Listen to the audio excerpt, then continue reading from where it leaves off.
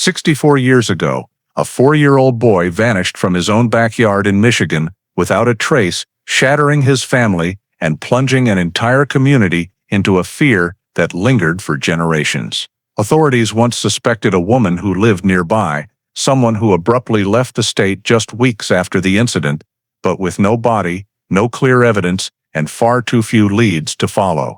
The investigation quickly went cold. Yet through all those years, one desperate sister never gave up hope, clinging to the fragile belief that her little brother was still alive somewhere, living under a different name. Then one day, cold case investigators, reviewing old files that had long faded into obscurity, uncovered a single tiny detail everyone had missed, a detail that flipped the entire case upside down and shocked everyone involved in a way no one could have imagined. Before we dive into this stunning story, let us know in the comments where you're watching from.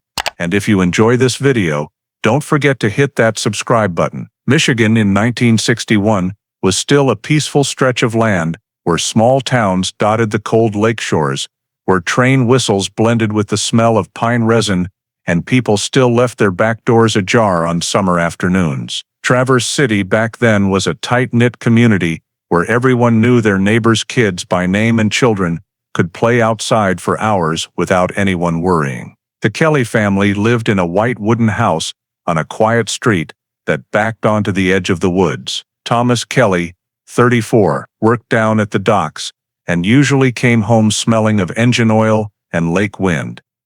Eileen, 30, worked part-time at the library and spent most of her days looking after their 2 children. Margaret, 10, sharp and more mature than most kids her age, and Alexander, 4, the only kid in the neighborhood who always ran barefoot across the grass and begged to pick up every red maple leaf he found. That day was nothing special, yet there were small details strange enough to feel off, even though no one in the family paid them proper attention at the time.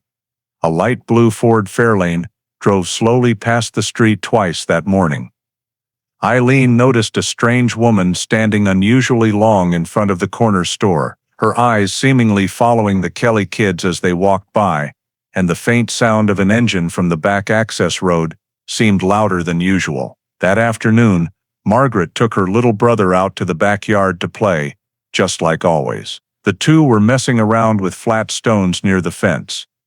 Every now and then Margaret would run inside to grab more toys or answer when their mom called. Everything seemed perfectly normal until the moment she stepped back outside, just a few dozen seconds later, and Alexander was gone. All she saw was an empty yard, the back gate hanging slightly open, the breeze stirring the tall weeds. Margaret called for him. At first with mild annoyance, thinking he was hiding as a joke, then with rising panic when he didn't answer. Eileen came rushing out of the house, scanning the yard frantically. Thomas, who was tinkering with tools in the garage, ran over when he heard his wife shout. They searched every corner, under the porch, behind the shed, along the fence. Then all around the property, there was no sign of Alexander. No footsteps, no crying, not even the toy he always carried. In the span of a few short minutes, surprise turned to worry, and then to real terror as the family realized this wasn't just a case of him wandering next door. The back gate was open, the strange car from that morning flashed in Eileen's mind, and Thomas felt his chest tighten as he shouted his son's name into the empty yard. Answered only by the wind, finally, without wasting another second, he ran inside, grabbed the phone, dialed with shaking hands, and reported that their 4-year-old son had vanished from the backyard without leaving a single trace. Just seconds later, Thomas Kelly's call was routed straight to the Grand Traverse County Dispatch Center, where the veteran operator that day was used to handling petty thefts, bar fights, or minor accidents around town, but had almost never taken a report of a missing child. He asked Thomas for the boy's full name, description of his clothing, and the exact time he was last seen, while also jotting down the detail about the open back gate and the yard bordering the access road. The panic in Thomas's voice in just the first few sentences was enough for the dispatcher to treat this as far more urgent than usual. A 4-year-old couldn't walk far in a matter of minutes, and the area behind the Kelly house had multiple paths into thin woods, plus some sparsely populated roads. Dispatch immediately upgraded the alert from child wandering to child missing, and relayed the information to the nearest patrol units. 2 patrol cars were sent, Officer Miller, who was on routine patrol in the north residential area, and Officer Harris, finishing a shift checking the local market. They received the call and headed to the scene immediately, coordinating by radio and sharing initial details while en route.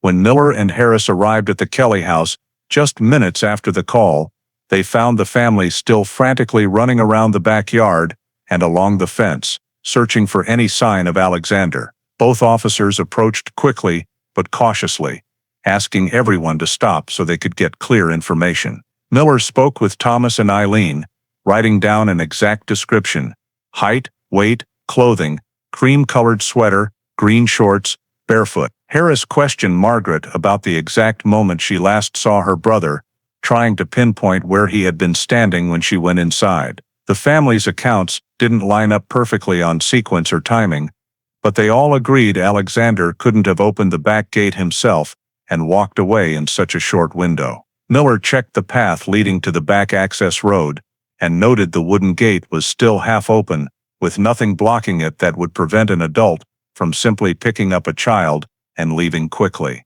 He radioed Harris to update dispatch: no signs of the child wandering off on his own, need to raise priority, and asked other patrol units to immediately sweep the roads bordering the neighborhood. Harris wrote a quick incident report, clearly marking key points: the narrow time window of lost contact, the lack of direct witnesses, the suspicious car the family mentioned from that morning, and the fact that no one heard any calls or crying from Alexander. Those factors led both officers to quickly rule out the common child wandered off to play scenario seen in short-term missing child cases. Given the real circumstances and typical behavior of a 4-year-old, Miller and Harris swiftly reclassified the case as child missing under suspicious circumstances, marking it as no longer a simple wandering case. As soon as that decision was made, they began setting up the initial search area, focusing on preserving the scene around the backyard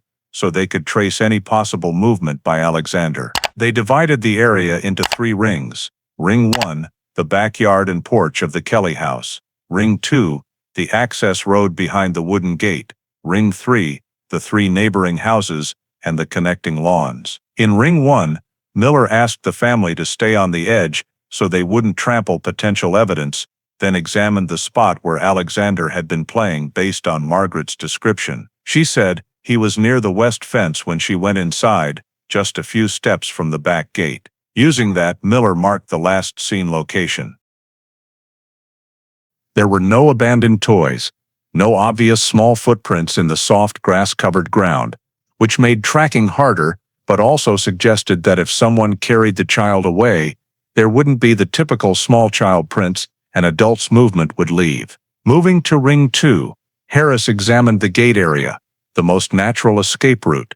The gate was only secured by a simple wooden latch that could be pushed open easily from either side. Harris checked the edges and noticed uneven scuffing in the thin layer of dust, indicating the gate had been opened very recently, around the time the family realized Alexander was gone.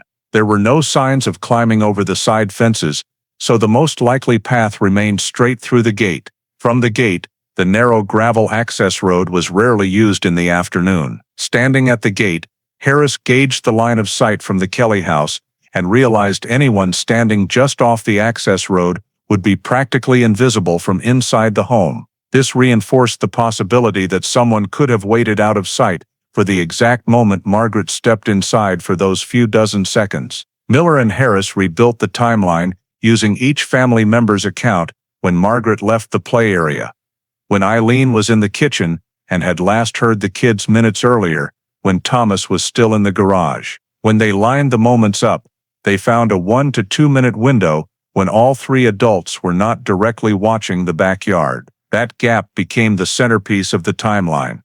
Too short for a 4-year-old to wander far on his own, but plenty for an adult to approach, pick him up, and leave the scene. Harris expanded to Ring 3, the land connecting the Kelly yard to the 3 neighboring homes. Walking along the fences, he noticed one of the narrow dirt paths between bushes led straight to a potential parking spot on the access road, where a car could sit hidden from the Kelly house. That matched Eileen's description of the strange car from the morning, even though she wasn't sure it was related. Miller asked more about wind direction and ambient noise to determine whether the family could have heard a stranger's footsteps. Preliminary conclusion: between the wind in the trees behind the house and the short distance from kitchen to yard, the chances of hearing the gate or footsteps were very low. That explained why no one heard anything unusual. Stepping back to view the whole area from higher ground in the front yard, Miller sketched possible victim movement routes: play area, open back gate, access road, blind spot. No other route made more sense. The forest side fence was intact. No slide marks, no small footprints pressed into the soil. Checking the gate area one last time, Harris found a few faint indentations in the soft dirt right at the edge of the access road. Larger than a child's foot, not sharp enough to identify a shoe sole, but clearly indicating an adult's presence. Though inconclusive, both officers logged it. From everything collected, the observation gap, open gate, convenient access road, and suspicious marks near the gate, Miller and Harris concluded Alexander most likely left the backyard, not of his own volition, but through someone else's intervention, at the exact moment no one in the family was watching. Right after finishing the initial scene survey and timeline, Miller and Harris expanded the investigation to the 3 adjacent blocks, following standard procedure for gathering witness statements within possible viewing or hearing distance. They started with the house immediately west, where an elderly couple had lived for over 20 years. When asked, the husband said he only heard kids playing early in the afternoon, but didn't notice anything else. The wife said she briefly glimpsed someone carrying a child toward the end of the access road, but she only saw it through a gap in the curtains and couldn't tell gender or build. She said the image came to mind when she heard Alexander was missing, but wasn't sure she saw it at the exact right time. Miller noted this as a person carrying child statement. Moving to the second house on the east side, Harris spoke with a middle-aged woman hanging laundry in her front yard. After hearing what happened, she recalled hearing a short, sharp cry in the afternoon, but thought it was one of the neighbor kids throwing a tantrum. She didn't see anyone but was certain the sound came from the direction of the access road, not the Kelly yard. To verify, Harris stood where she indicated and noted distance, wind direction, and obstacles. He concluded that if a child cried out at that moment, the sound could easily be muffled or deflected by the fence and bushes, so the Kelly family wouldn't hear it clearly. This became a child crying statement. On the south block, Miller approached a roughly 20-year-old man getting his car ready for the evening shift. He said he saw a light blue car driving unusually slowly through the area early that afternoon, and the second time it passed, he had the feeling the driver was watching the neighborhood. He didn't pay attention to the license plate or driver details because nothing seemed obviously wrong. Notably, the timing he gave matched when the family said Alexander was playing outside. This was logged as a blue car leaving area statement. The next 2 houses yielded nothing useful. One was empty, the other a young family with toddlers who said they were focused on their own kids all afternoon and didn't notice anything outside. Harris logged these as neutral. At the third house on the north block, a man coming home from work said he didn't see anything unusual, only that the access road seemed quieter than normal when he arrived. Though he wasn't sure if that meant anything, Miller added it as a minor note on activity level. After nearly an hour going door to door, the 2 officers quickly compiled the statements at a temporary staging point in the Kellys' front yard. 3 distinct clusters emerged, but didn't connect. The person carrying child cluster described a vague figure heading down the access road, but with no identifiable features. The child crying cluster suggested a brief sound from behind the houses. The blue car cluster reported a suspicious vehicle scouting the area, but with no plate or driver details. When Miller laid the 3 clusters side by side, they didn't support each other the way he hoped. The timing of the person carrying a child didn't perfectly match the cry. The blue car sightings were significantly earlier than when the family lost sight of Alexander.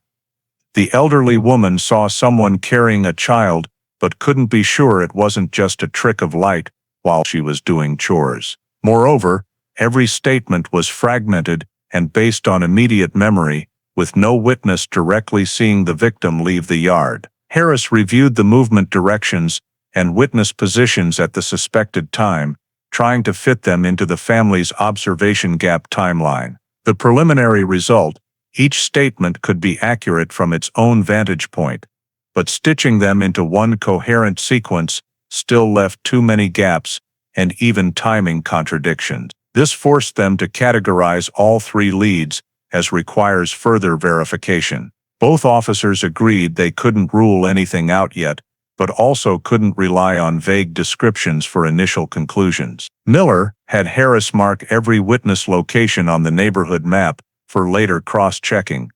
But even though a few potentially useful details had surfaced, overall the information remained scattered and hadn't yet formed a clear narrative. While the two officers were still reviewing statements, word of a 4-year-old vanishing from his own backyard spread like wildfire through the 3 surrounding blocks, causing local residents to gather into small groups and start searching on their own before police issued any official guidance. Some began walking along the fences and back lawns behind the Kelly house, others ran straight to the access road to scan by instinct, while groups of teenagers fanned out into nearby bushes, thinking the boy might be hiding or stuck.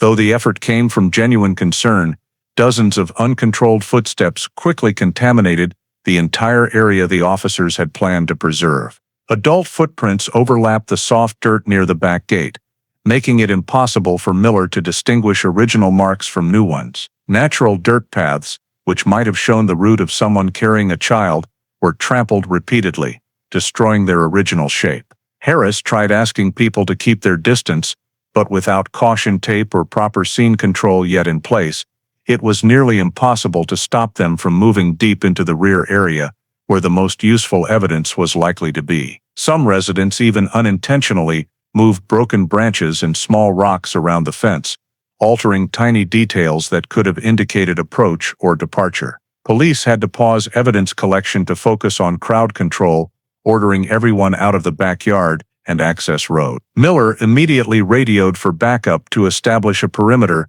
but support was slower than expected because other units were handling a traffic collision elsewhere in the county. This left Harris physically blocking the back gate, while Miller tried to explain that every step right now could erase critical evidence. Some residents understood, but others argued that a missing little boy needed to be found immediately, rather than waiting for police to analyze the scene. That debate dragged on for minutes and only made the scene more chaotic. When backup finally arrived, they quickly strung caution tape, posted restricted access signs, and directed all residents to the front of the Kelly house. By then, however, the area that most needed to remain untouched, the soft dirt near the gate and the access road, had been walked over multiple times and had completely lost any chance of clear trace reconstruction. In his internal report, Miller noted the initial scene was no longer in pristine condition, and they would now have to rely on factors other than footprints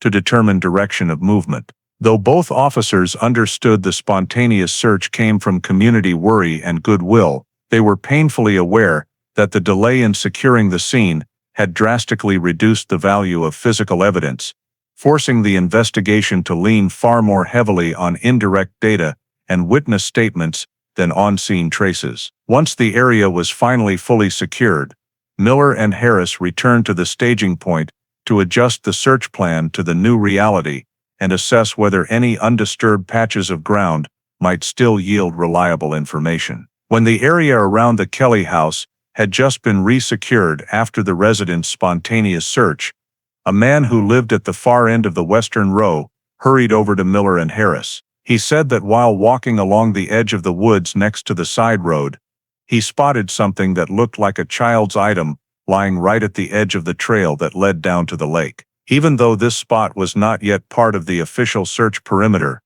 Any object that could possibly be connected to the missing child had to be treated as urgent. Miller and Harris followed him to the location he pointed out, about 30+ meters behind the Kelly house, where the sparse underbrush thinned out and revealed a patch of ground sloping down to the small lake behind the neighborhood. The item in question was lying next to the base of a low maple tree, its top part sticking out from the layer of dry leaves. It was a child's sock, thin, light gray fabric, slightly dirty, but with no tears. Harris, wearing gloves, picked it up, carefully examined the heel and cuff for any identifying marks, but there were no distinctive patterns, logos, or embroidered names. He placed it into a dedicated evidence bag, temporarily sealed it, and noted the exact location and time of discovery.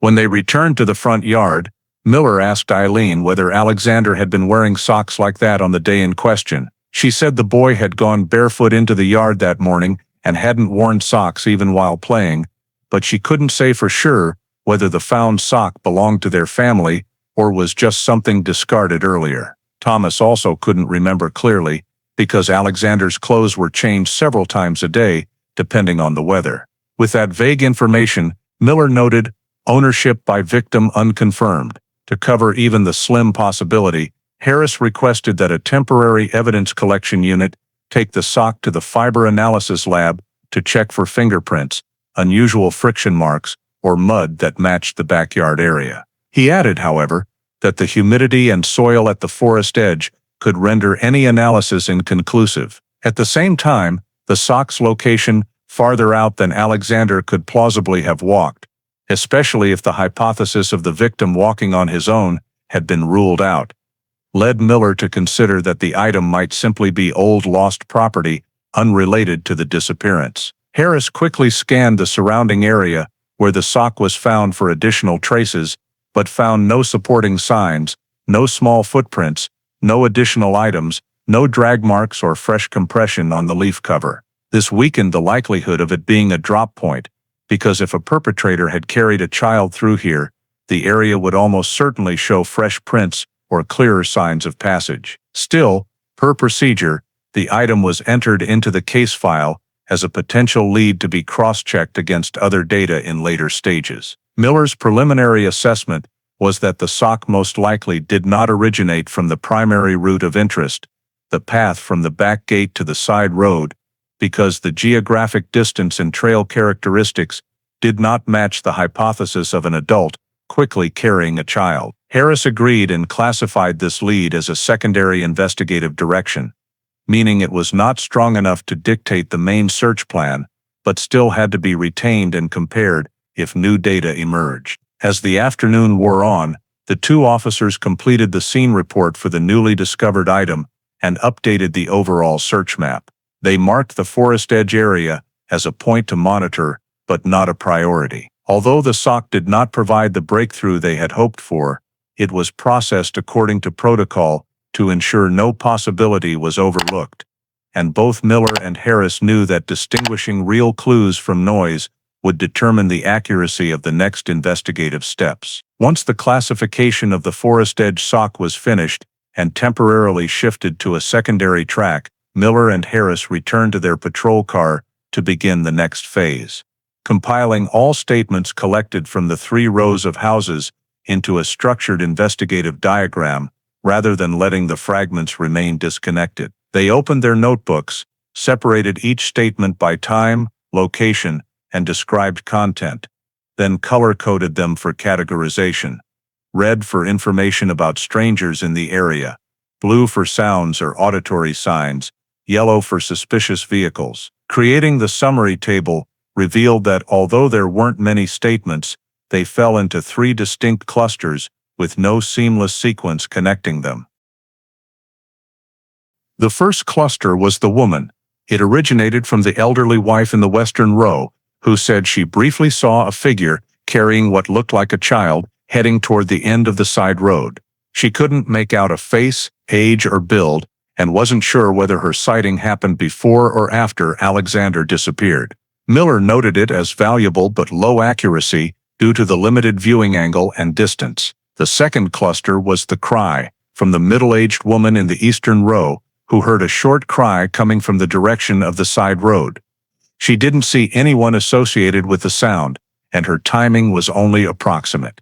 Harris flagged it as possibly related to a small child's reaction if being carried away, but it could just as easily have been another neighborhood kid, since many families in the area had young children. The third cluster was the green car, based on the young man in the southern row, who said a light green car drove slowly past twice that afternoon. This was the clearest of the three clusters, because he at least confirmed unusual behavior of the vehicle, but he couldn't recall critical details like the license plate or the driver's appearance. Miller noted that the description of a green car matched information Eileen had provided from the morning, but since there was no evidence the vehicle was present at the exact moment Alexander vanished, its relevance had to be evaluated cautiously. After building the table, the two officers spread the neighborhood map across the hood of the patrol car and marked the position of each witness at the moment they heard, saw, or noticed something. They used symbols to connect each witness location to the direction they described, an arrow from the western house toward the side road for the woman cluster, an arrow from the eastern row in the same direction for the cry cluster, an arrow from the southern row along the route the green car took. As the symbols appeared on the map, one important pattern became clear. Every arrow pointed toward the side road area, but the time frames provided by the witnesses did not overlap. The person who saw a figure carrying a child wasn't certain of the exact time. The person who heard the cry only remembered afternoon, not whether before or after the disappearance. The young man saw the green car much earlier than the Kelly family's observation gap. This prevented Miller and Harris from linking the three events into a single coherent sequence. They could only confirm that the side road was the common area multiple anomalies pointed toward, but not that they belonged to the same incident. Harris re-examined the elderly wife's notes and realized she had described seeing a figure carrying something that looked like a child, but from her vantage point, it could have been any long object, not necessarily a child. That reduced the reliability of the woman cluster, yet it couldn't be discarded because it remained the only description of someone leaving the area with a small-sized object. In the cry cluster, Harris questioned whether the sound could have come from inside another house or the opposite side of the neighborhood. But since the witness was firm that the direction matched the line-of-sight escape route Miller had identified, the information stayed in as a possible coincidence or real supporting factor. The green car direction was judged by Miller to have the highest potential relevance because a vehicle was the fastest way for a perpetrator to leave the area in minutes. However, with nothing beyond color and driving manner, the lead was too broad to serve as the investigative spearhead. When the three clusters were compared side by side, Harris tried fitting them into the timeline they had built during the scene containment phase. He marked the family's 1 to 2 minute observation gap and placed the three witness events within that window. The result was not cohesive. The green car sighting was too early. The cry could fit, but wasn't certain. The figure carrying child sighting was vague. The gaps between descriptions were too large to construct a specific pursuit path. Miller concluded that all three clusters could represent scattered pieces of the actual event, but without clear intersection points, none could yet be designated primary. All three required further verification through expanded searches and additional statements or corroborating evidence. He marked each cluster in the report as incomplete, requires corroboration.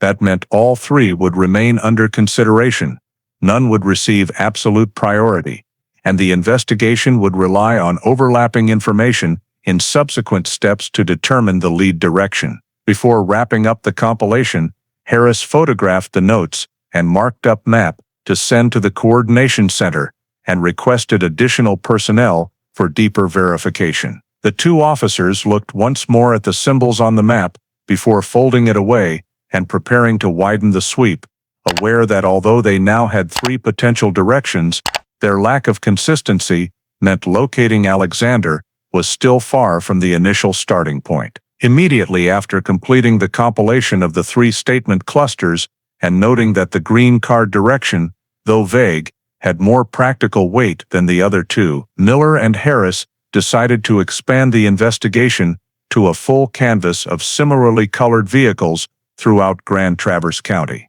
The first step was contacting the Coordination Center to pull a list of registered Ford Fairlanes or any models in the pale blue/light aqua color range currently registered in the county. The list arrived within minutes, containing various owners from elderly residents with vintage cars to families who had moved in within the last 2 years. Miller manually filtered the list by criteria: owners living within a 2-mile radius of the Kelly house, owners with regular routes through the North End neighborhood, or individuals who could park in the area for extended periods without drawing attention. The initial count was 18 Fairlanes and 8 equivalent sedans in light green blue.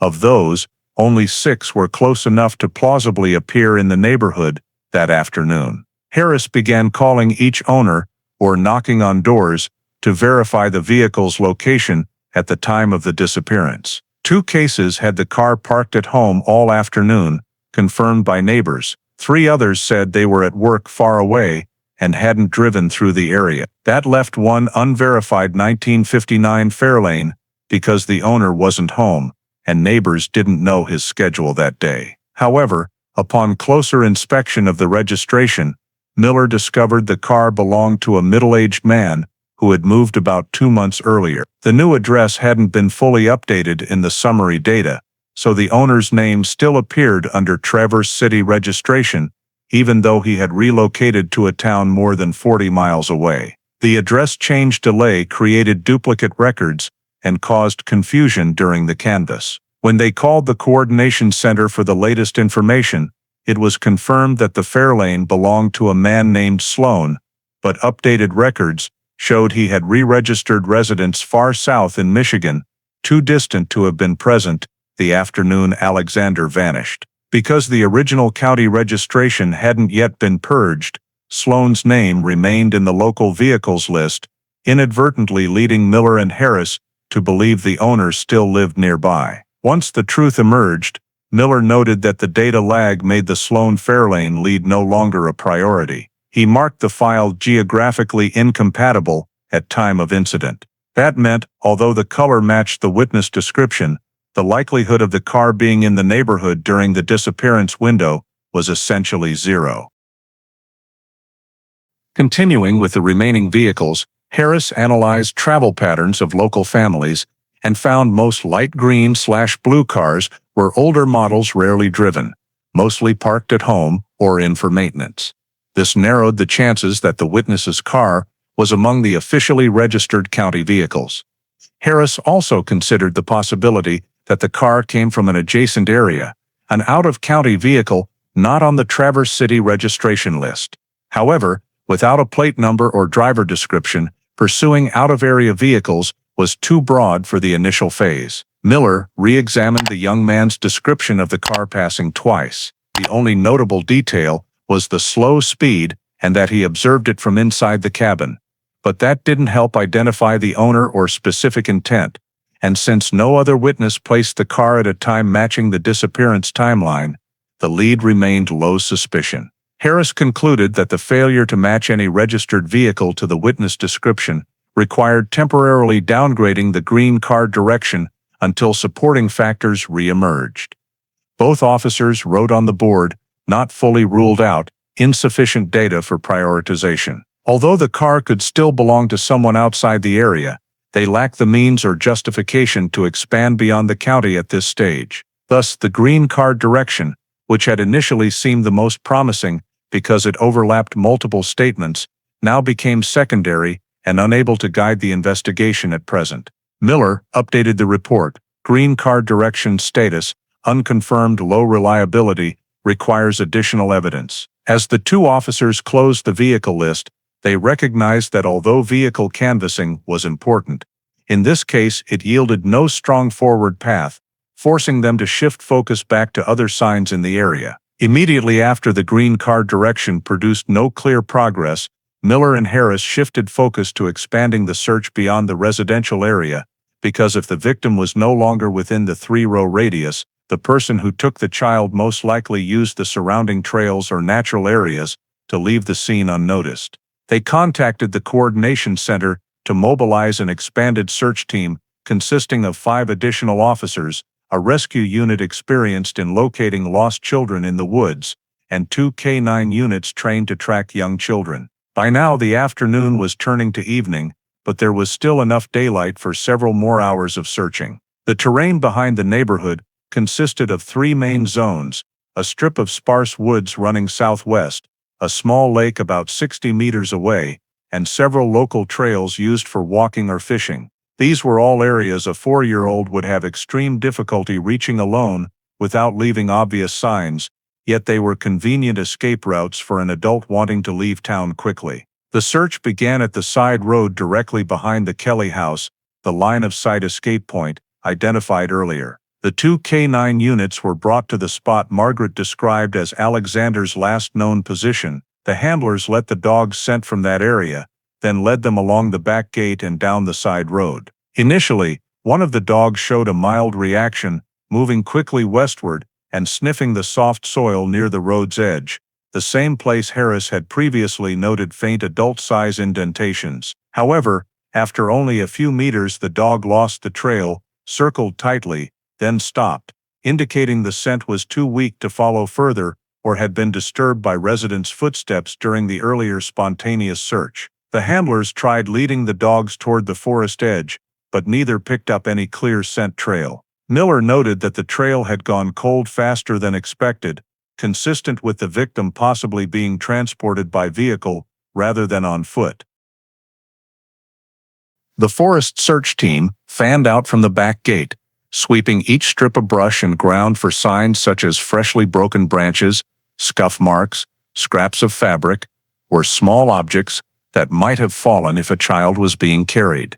However, the soft terrain was covered by a thick layer of dry leaves, making new traces hard to spot. After more than 20 minutes, the team found no sudden indicators of recent deep forest passage. All large footprints blended with those from walkers over previous days, and there were no small prints corresponding to a 4-year-old. The lake area was also carefully checked. Although the chance of Alexander reaching the lake alone was extremely low given his described personality and habits, Harris still ordered the rescue unit to sweep the shoreline to rule it out.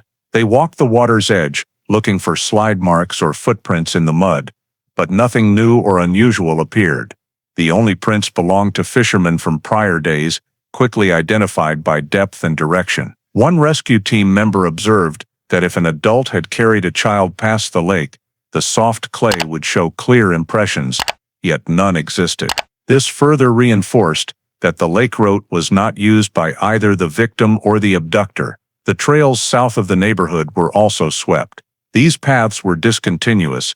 Some led to open grass outside the subdivision, others deeper into the woods. The team split into groups, each checking one direction while marking coverage with wooden stakes to ensure no gaps. Still, no trail showed evidence of independent child movement, no small footprints, handprints on trees, or discarded toys or clothing. A rescue member pointed out that a 4-year-old wandering alone typically leaves characteristic behavior, stopping to look around, taking wrong turns, or sitting when tired. But no such evidence placed Alexander in these areas. When the teams regrouped, Miller and Harris had to record that all data from the natural area search pointed to one unified conclusion: there was no sign. The victim left the residential area on foot.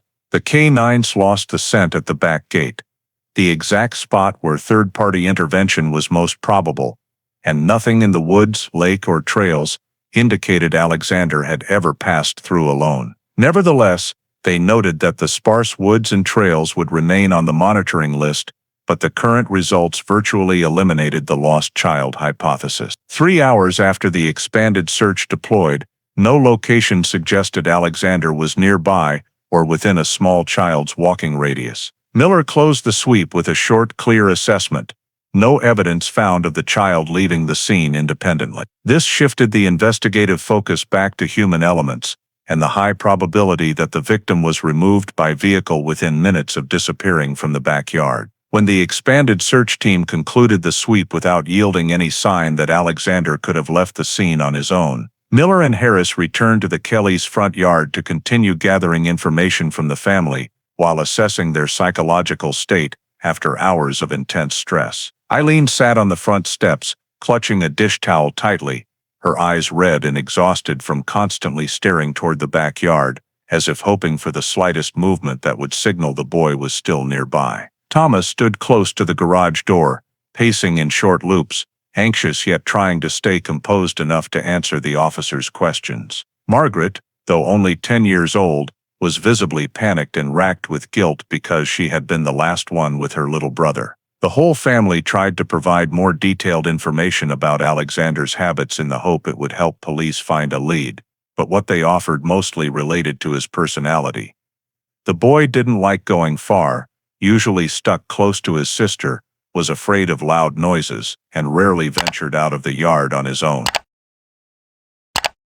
These details reinforced the search team's assessment that Alexander was highly unlikely to have walked into the woods or onto the side road without leaving clear signs.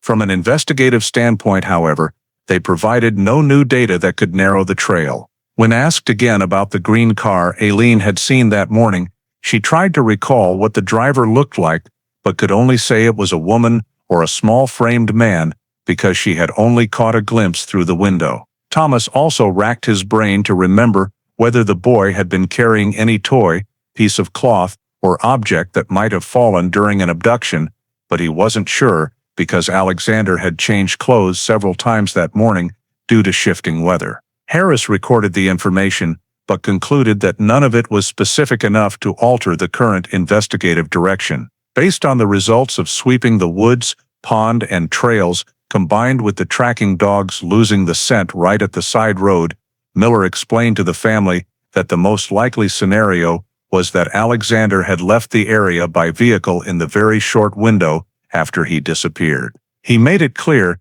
that this did not necessarily mean something bad had happened, but every piece of evidence gathered so far indicated the boy could not have left the yard on his own without leaving traces, and the absence of any footprints or child's belongings in the woods or on the trails strengthened the hypothesis that someone had taken Alexander away. Eileen grew even more distraught upon hearing this and pressed them about who could have done it and whether the green car from that morning was involved. Miller explained that the green vehicle lid had not been confirmed.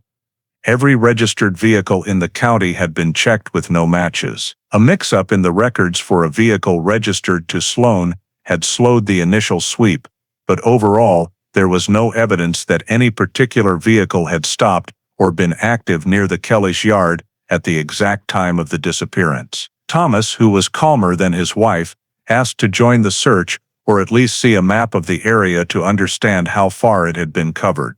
Harris had to explain that the scene needed to remain uncontaminated for analysis and that the search teams had already covered every direction the boy could plausibly have walked.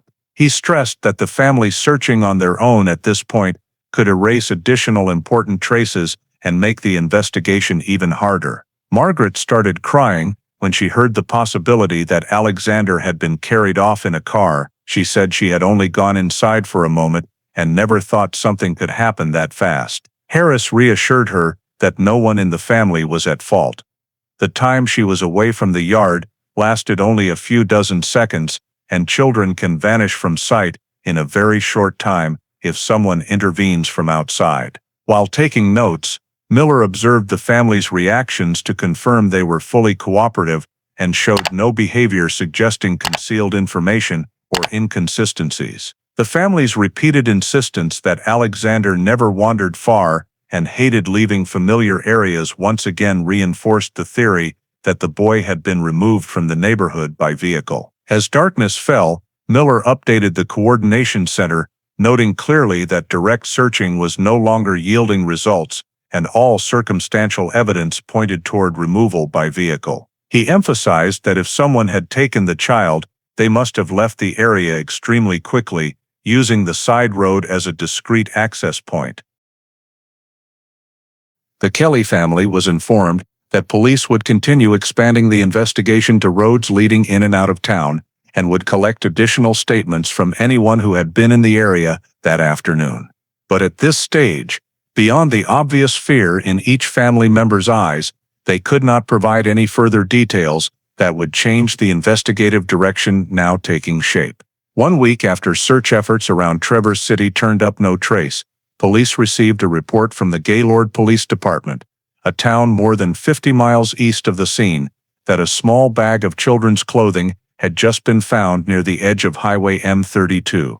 The person reporting it was a truck driver who had stopped to rest and spotted the little fabric bag lying among bushes right by the roadside, looking as if it had been tossed or dropped not long before. Because the timing and type of item could match Alexander's disappearance, Miller and Harris immediately drove to Gaylord to examine it. The bag contained 3 items of children's clothing: a thin beige sweater, a pair of green cloth shorts, and a small pair of gray wool gloves. None of the items had tags, personal markings, or any distinctive identifiers. The size of the sweater and shorts would fit a child roughly 4 to 5 years old, but that alone was not enough to confirm they belonged to Alexander, since it was a common size. Upon closer inspection, the officers noticed the sweater and shorts carried a faint gasoline smell, possibly from being thrown from a moving vehicle or from lying near a heavily trafficked road surface. Harris raised the possibility that someone had tossed them from a car, while Miller noted that if a perpetrator had taken the child out of Traverse City by vehicle, the route to Gaylord could easily have been part of the journey. They recorded the exact location where the bag was found, the probable throw angle, and the distance from the drop point to the roadway to determine whether it could have been flung from a vehicle traveling at high speed or placed deliberately. Examination of the scene showed no footprints or signs anyone had stood near the bushes, supporting the likelihood that the object had fallen from a moving vehicle. The evidence was sealed and sent to the county lab for analysis of fibers, adhered soil samples, and any possible fingerprints. While awaiting results, Miller and Harris began checking the Michigan-Gaylord corridor for any other signs that might match the route taken by someone transporting the child. They canvassed gas stations, roadside stores, and rest stops along the way. Several store owners recalled seeing women with small children in recent days, but the descriptions did not match, and the timing was off from Alexander's disappearance. A few people remembered seeing a light green car on the route, but since it was a highway frequently used by tourists and families, the information did not constitute a breakthrough. When the lab results came back, the report concluded there were no usable fingerprints. The fibers had no distinctive identifying characteristics, and the soil stuck to the bag was consistent with many areas in northern Michigan and could not be pinpointed to a specific origin. With such limited information, the bag of clothing answered none of the outstanding questions and could not be linked to the existing clues from the Kelly scene. Miller requested another comparison with the description of what Alexander had been wearing the day he vanished, but Eileen confirmed that the items found in Gaylord did not match what the boy had on that afternoon, even though the colors were similar. This further reduced the likelihood that the bag was directly related to the disappearance. Nevertheless, per procedure, the officers spent many weeks pursuing the Gaylord lead. They re-interviewed gas station owners about unusual vehicles or women with small children. They reviewed old traffic camera footage still available, though most cameras had been non-functional for years, enlisted help from neighboring county sheriffs to check for vehicles of similar color passing through the area in the days following the disappearance. But after weeks of effort, nothing connected the Gaylord direction to Traverse City or to Alexander. The bag of clothing, initially seen as a potential opening for a new theory, gradually became unrelated evidence, possibly just lost belongings from some family traveling the highway. Miller and Harris had to note in their report that the Gaylord investigative avenue had produced no progress and no basis for continued priority. It was moved to the unconfirmed, unrelated category, while the entire investigation had to return to the immediate time and area where Alexander vanished. The officers left Gaylord with the familiar letdown that child disappearance cases often bring any sign far from the original scene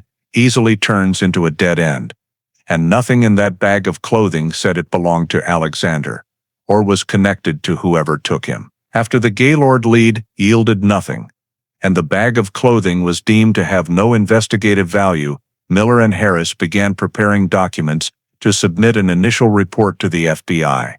As required, when a child disappearance may involve vehicular transport. The report included the full chronological sequence, the last confirmed sighting of the victim, the 1 to 2 minute observation gap, scattered witness statements revolving around strangers, a child crying, and the appearance of a green car, the results of the county-wide vehicle sweep, the fact that the Gaylord clothing had no value, and data from search teams proving Alexander did not leave the scene on foot.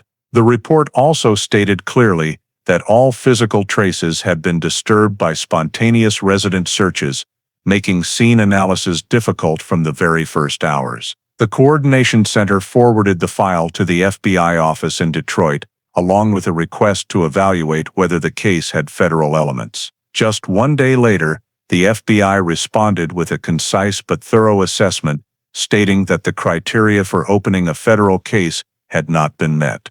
The first criterion was evidence of ransom intent, yet to that point, the Kelly family had received no calls, anonymous letters, or any signal suggesting a financial motive. There was no indication the perpetrator had demanded money or contacted them to exchange information about the child. The FBI noted that in ransom kidnappings, contact usually occurs within 24 to 48 hours, but Alexander's case showed no signs of that type. The second criterion was evidence of interstate transport. Although local police suspected the victim might have been driven away from Traverse City, there was no proof confirming movement across state lines or onto federal jurisdiction, such as crossing a state border or being sighted on major federal highways. The clothing found in Gaylord, while creating the impression the perpetrator might have traveled farther, contained no identifying marks linking it to Alexander, so it could not be considered authentic evidence to trigger federal jurisdiction. The FBI also assessed that canvassing gas stations and the Michigan Gaylord route had not revealed credible sightings of a matching vehicle or an adult with a small child. The third criterion, human trafficking or illegal transport, was not supported by any evidence. There was no data suggesting Alexander had been taken by an organized ring or exploited for criminal purposes, a required factor for federal missing child cases involving interstate crime. Although declining to take the case at the federal level, the FBI left an important note. They would remain in contact and were available to consult on behavioral analysis or movement patterns if local police uncovered new evidence. They commended Miller and Harris for their detailed report, noting that establishing an accurate timeline and thorough vehicle checks were critical steps in rapid disappearances, but emphasized that nothing in the report crossed the threshold for federal investigation. Miller read the entire response before passing it to Harris, and both understood that from this point forward, they would have to manage with local resources alone, relying on technical support only when needed. Harris added the FBI response to the official file and marked the status consultative contact not accepted. Though they had hoped FBI involvement might open broader investigative avenues, the lack of federal grounds meant the burden remained at the county level. This placed even more pressure on the local team, forcing them to keep searching for new leads with limited resources, while the Kelly family grew increasingly desperate for news. In the weeks following the FBI's confirmation that federal criteria were not met, Miller and Harris continued combing every remaining avenue in hopes of finding even the smallest new clue that could open another branch of investigation. Yet every effort led to nothing. No one in the neighborhood provided additional statements, no new reports came from nearby towns, no physical evidence turned up within a several-mile radius of Traverse City. Rechecking the entire side road network, the most plausible exit route, yielded no remaining traces of value. The sparse woods, small ponds, and trails had all been searched multiple times by rescue teams with no sign of the child. Lab personnel also confirmed one final time that the sock found near the wood's edge contained no useful DNA, no stains typical of a child, and was far more likely to belong to someone who had simply passed through the area than to be connected to the disappearance. All of this pushed the investigation into complete deadlock. Both Miller and Harris were accustomed to child disappearances, sometimes lacking leads, but in this case, the total absence of even the smallest physical sign placed it among the most difficult. Additionally, the extremely narrow time window, 1 to 2 minutes, left them little to reconstruct, and inconsistencies in witness statements made recreating events even more ambiguous. After 3 straight months of searching, from field sweeps to paperwork reviews, no new evidence emerged. The Coordination Center and County Command held a summary meeting to reevaluate all resources used and information gathered.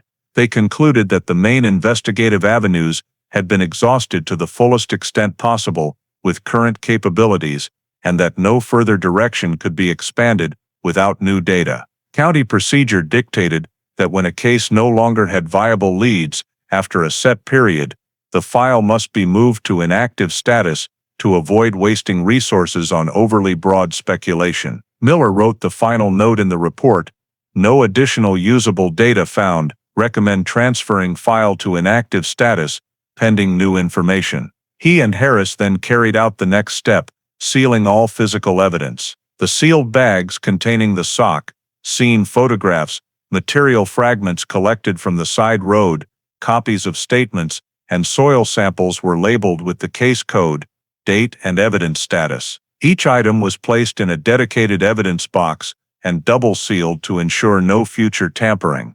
The paper file, including the timeline, area maps, compiled witness statements, and analysis reports, was organized chronologically and placed in a hard binder.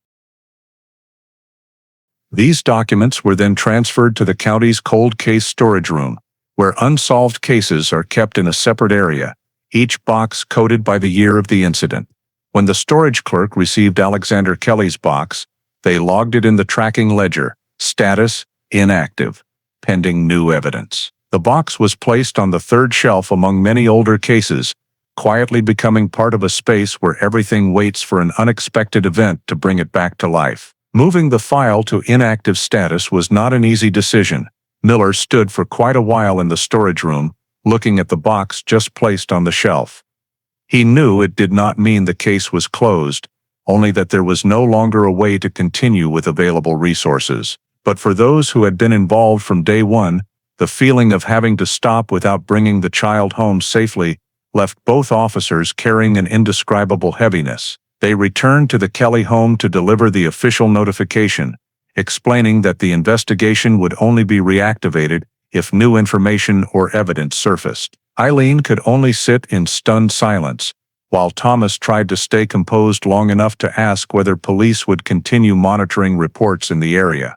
Miller assured them that any information related to a missing child would immediately be cross-checked against Alexander's file. After that brief conversation, the case officially entered hibernation. No more search teams, no more vehicle lists, no more daily sweeps of the side road. Only the notes, the evidence, and one box in the county storage room remained, waiting for the day when something new, however small, might appear to break the silence that had begun enveloping the case from its earliest weeks. After the case file was moved to inactive status and all physical evidence was sealed, the majority of the official investigative work was temporarily halted. However, in subsequent internal reports, several officers, including Miller, noted that if the case were ever reopened in the future, the most appropriate approach would begin with reconstructing the possible route used to remove Alexander from Traverse City within the time window of a few minutes to 1 hour after his disappearance. This was a theoretical forensic analysis group, conducted to preserve background documentation for future years. Based on Michigan traffic maps from 1961, when the interstate highway system was still limited and most small towns were connected by county roads, Miller marked all routes that could be accessed from the back road behind the Kelly house without passing through heavily populated intersections. The starting point was the gravel section behind the residential area where the tracking dogs lost the scent and which was considered the most discreet escape route. From that point, Miller identified 3 main directions: northwest, leading to little-used farm roads. East, toward a more densely populated residential area, deemed less likely because it would draw attention. South, connecting quickly to County Road 633, a route that could take a vehicle out of Traverse City without going through the downtown area. When cross-referencing this with witness statements about a green car driving slowly in the neighborhood that morning and afternoon, Miller concluded that the southern direction was the most probable. The reasoning went beyond the description of the car being seen twice traveling in the same direction. It was also based on the 1961 traffic structure from County Road 633. A vehicle could turn onto State Road M37, head straight south, and then connect to numerous other county roads leading to bordering towns or deeper into southern Michigan. If the perpetrator wanted to leave the area as quickly as possible, the southern route offered the fewest stops and the best opportunity to accelerate. Miller mapped it segment by segment.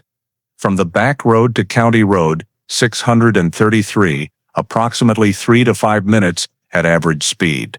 From there to the intersection with M37, an additional 7 to 10 minutes, continuing for another 25 minutes, would reach sparsely populated rural areas where witnesses were unlikely, especially in the early afternoon.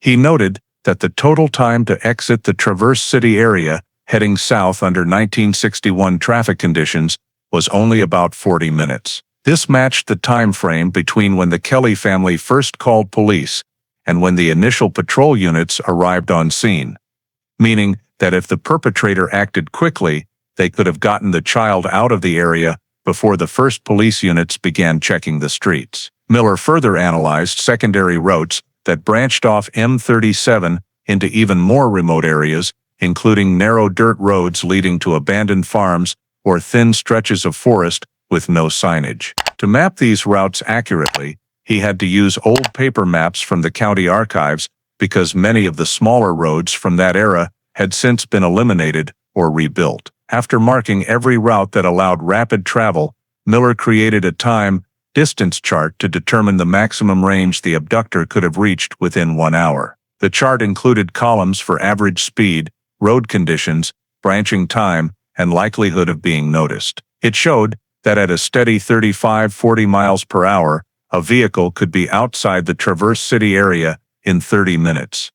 In 45 minutes, it could reach the overlap zone of several neighboring counties, and in 1 hour, it could approach routes near the Indiana state line. Although there was no evidence the perpetrator crossed state lines, Miller assessed the southern route as offering the most branching options and as the one that best matched the description of the green car seen in the neighborhood. He did not draw a firm conclusion, since this was only theoretical analysis for archival purposes, but noted that if the case were reopened, reconstructing the escape route should start with the traffic structure of the year the disappearance occurred, not the modern highway system. His final diagram included 4 primary routes and 9 secondary routes, forming a network of possibilities a vehicle could have used to remove a child from Traverse City without leaving a trace. This document was attached to the file before sealing, as a supplement, showing that although the case was inactive, theoretical avenues remained ready for exploitation if any new data ever surfaced. In the theoretical review of escape routes, Miller also re-examined the entire list of green vehicles checked during the initial investigation, and it was this re-examination that drew his attention back to the single case that had never been directly verified in 1961. A green Ford Fairlane registered to an owner with the last name Sloan, which had been removed from the suspect list because, at the time of the original investigation, the owner was believed to have moved away. When Miller reviewed the original registration, he noticed an irregularity. The owner's address change was vaguely updated with no confirmed move date, only a note saying relocated to southern Michigan area, without verification from the new county office. This led Miller to question whether eliminating this case from the suspect list had been premature. In the archived records, he located Margaret Sloan's residency file and discovered that in 1961, she had lived only 5 houses away from the Kellis, on a side street that looped around to the back road.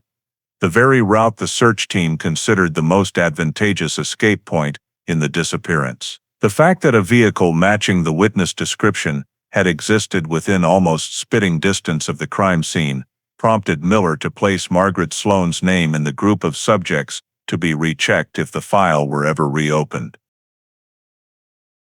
He dug deeper into civil records related to Sloane. Although most documents were old and scattered, a medical summary from the county hospital in the late 1950s showed she had been admitted multiple times for pregnancy complications and had suffered 2 consecutive miscarriages within 3 years. Doctors' notes from the time described her as exhibiting signs of emotional disturbance following child loss, with depression and diminished psychological stability. Miller flagged this detail because, in his training files, one of the most common motives for child abduction was trauma from miscarriage or infant death, leading to psychological fixation. Another note from a local gynecologist's office recorded that Sloane had expressed a desire to raise a child at any cost. Miller connected this psychological factor to the behavioral profile of abductors in non-ransom child kidnappings.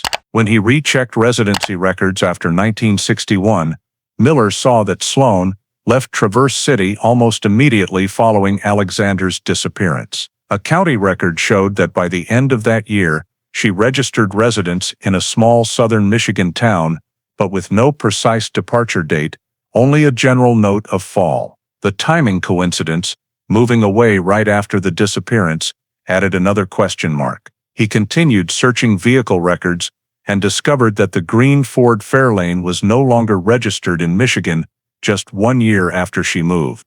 It was recorded as sold or disposed of out of state, but with no data on where, to whom, or why. Miller noted that the vehicle dropping off the state registry could reflect a deliberate attempt to avoid tracing. In civil documents, Miller also found that Sloane had no close relatives in the Traverse City area, lived alone during her time near the Kellys, and frequently changed odd jobs. There was no evidence of strong social ties, consistent with demographic records showing she was reclusive and participated in virtually no community activities. Another file, related to renting a cheap apartment in early 1962, indicated she vacated her previous rental without providing a forwarding address, forcing the landlord to close the residency file. All these data points, living near the Kellys at the time of the disappearance, owning a vehicle that matched witness descriptions, a medical history suggestive of a child acquisition motive,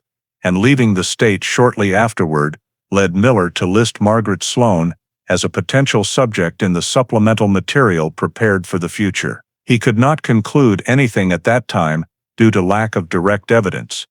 But when the facts were placed side by side, the possibility of Sloane's involvement in Alexander's disappearance emerged as one of the few hypotheses with clear structure. However, because the file was already inactive, Miller's notes were simply archived along with the forensic escape route analysis, awaiting a possible future reopening triggered by new data, and the name Margaret Sloane, incorrectly eliminated during the original vehicle canvass, was flagged again as an open link. After leaving Traverse City in late 1961, Margaret Sloane was first recorded appearing in a small Indiana town, where she rented an old wooden house on the edge of town and began a new life with a child she introduced as her son. Local records noted her arrival as quiet.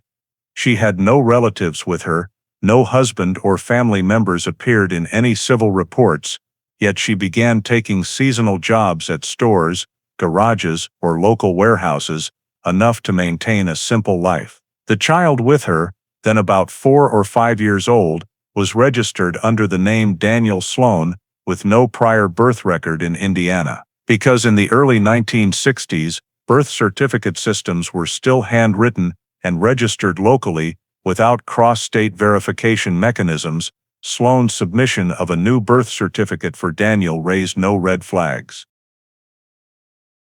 Records show she went to the town office requesting reissuance because the original was lost during the move. This was a very common explanation at the time and was routinely accepted without verifying the originating state. Daniel's new birth certificate was issued based solely on Sloane's affidavit, listing a birth date consistent with the child's apparent age and parents' names as she provided them. With no data sharing between Michigan and Indiana at that time, no one cross-checked the information for inconsistencies. Under this identity, Daniel was enrolled in the town's kindergarten. School records noted that the boy was quieter than his peers and slow to interact in the first months, but gradually adjusted with teachers' encouragement. Teachers described Daniel as well-behaved, unremarkable, sometimes confused by questions about family or birthplace, but since many young children in single-parent homes reacted similarly, it was not seen as unusual. In the years that followed, Daniel lived with Sloan in relative stability within the context of a small town that asked few questions. Sloan, with her adaptability and reclusive habits, kept their mother and son life within narrow boundaries, minimal social contact, no participation in community events, and constant close supervision of Daniel. Later reviews of reports when the file was reanalyzed highlighted Sloan's clear pattern of identity assimilation, meaning she created a completely new life for the child unconnected to any past while ensuring no one knew Daniel had once been someone else. She prevented Daniel from interacting with people who might probe his origins, always filled out paperwork herself, and chose jobs that did not require detailed residency history or complex documentation. Neighbors from those years later recalled that she always kept Daniel within sight, never let him out in the evenings, and rarely allowed him to play with unfamiliar children. Daniel grew up in this environment unaware that his identity had been built on Sloan's statements alone. When teachers asked about his father or relatives, Sloan simply replied that she was a single mother and family lived far away, an answer that fit the low-profile image she cultivated: quiet, distant, and avoiding situations that required lengthy explanations. Cognitively, Daniel developed normally, but exhibited a few behaviors teachers noted. He sometimes drew houses that did not resemble their current home, or mentioned a different backyard without clear description. These scattered notes appear in school files, but were never interpreted as evidence of earlier memories. Later behavioral forensic analysis viewed these small details as remnants of early life memories, not fully erased, but at the time no teacher had reason to suspect anything. Sloan continued raising Daniel in this closed-off pattern, gradually creating an environment where he knew only one version of the truth. Sloan as his legal mother, the small town as his origin, and no memories needing connection to anything before 1961. As Daniel grew older and attended school regularly, no one in the community knew he had once disappeared from Traverse City as Alexander Kelly. Sloan succeeded at the social level of identity assimilation. No one suspected she might have brought a child from another state, and no legal or technological system in that era could detect the inconsistency in paperwork. Everything proceeded smoothly in the context of the 1960s, when personal affidavits were often accepted without deep verification, and creating a new identity posed almost no barriers for a discreet, low-profile, unremarkable person like Margaret Sloan. That is why no one raised any questions when her life continued to pass quietly until the summer of 1978. When Sloan died at a small hospital in Indiana following a prolonged cardiac complication. She passed away at just under 50 years old, without a husband, without close relatives, and leaving behind only a handful of casual acquaintances in the town who had had superficial contact with her during the more than 15 years she had lived there.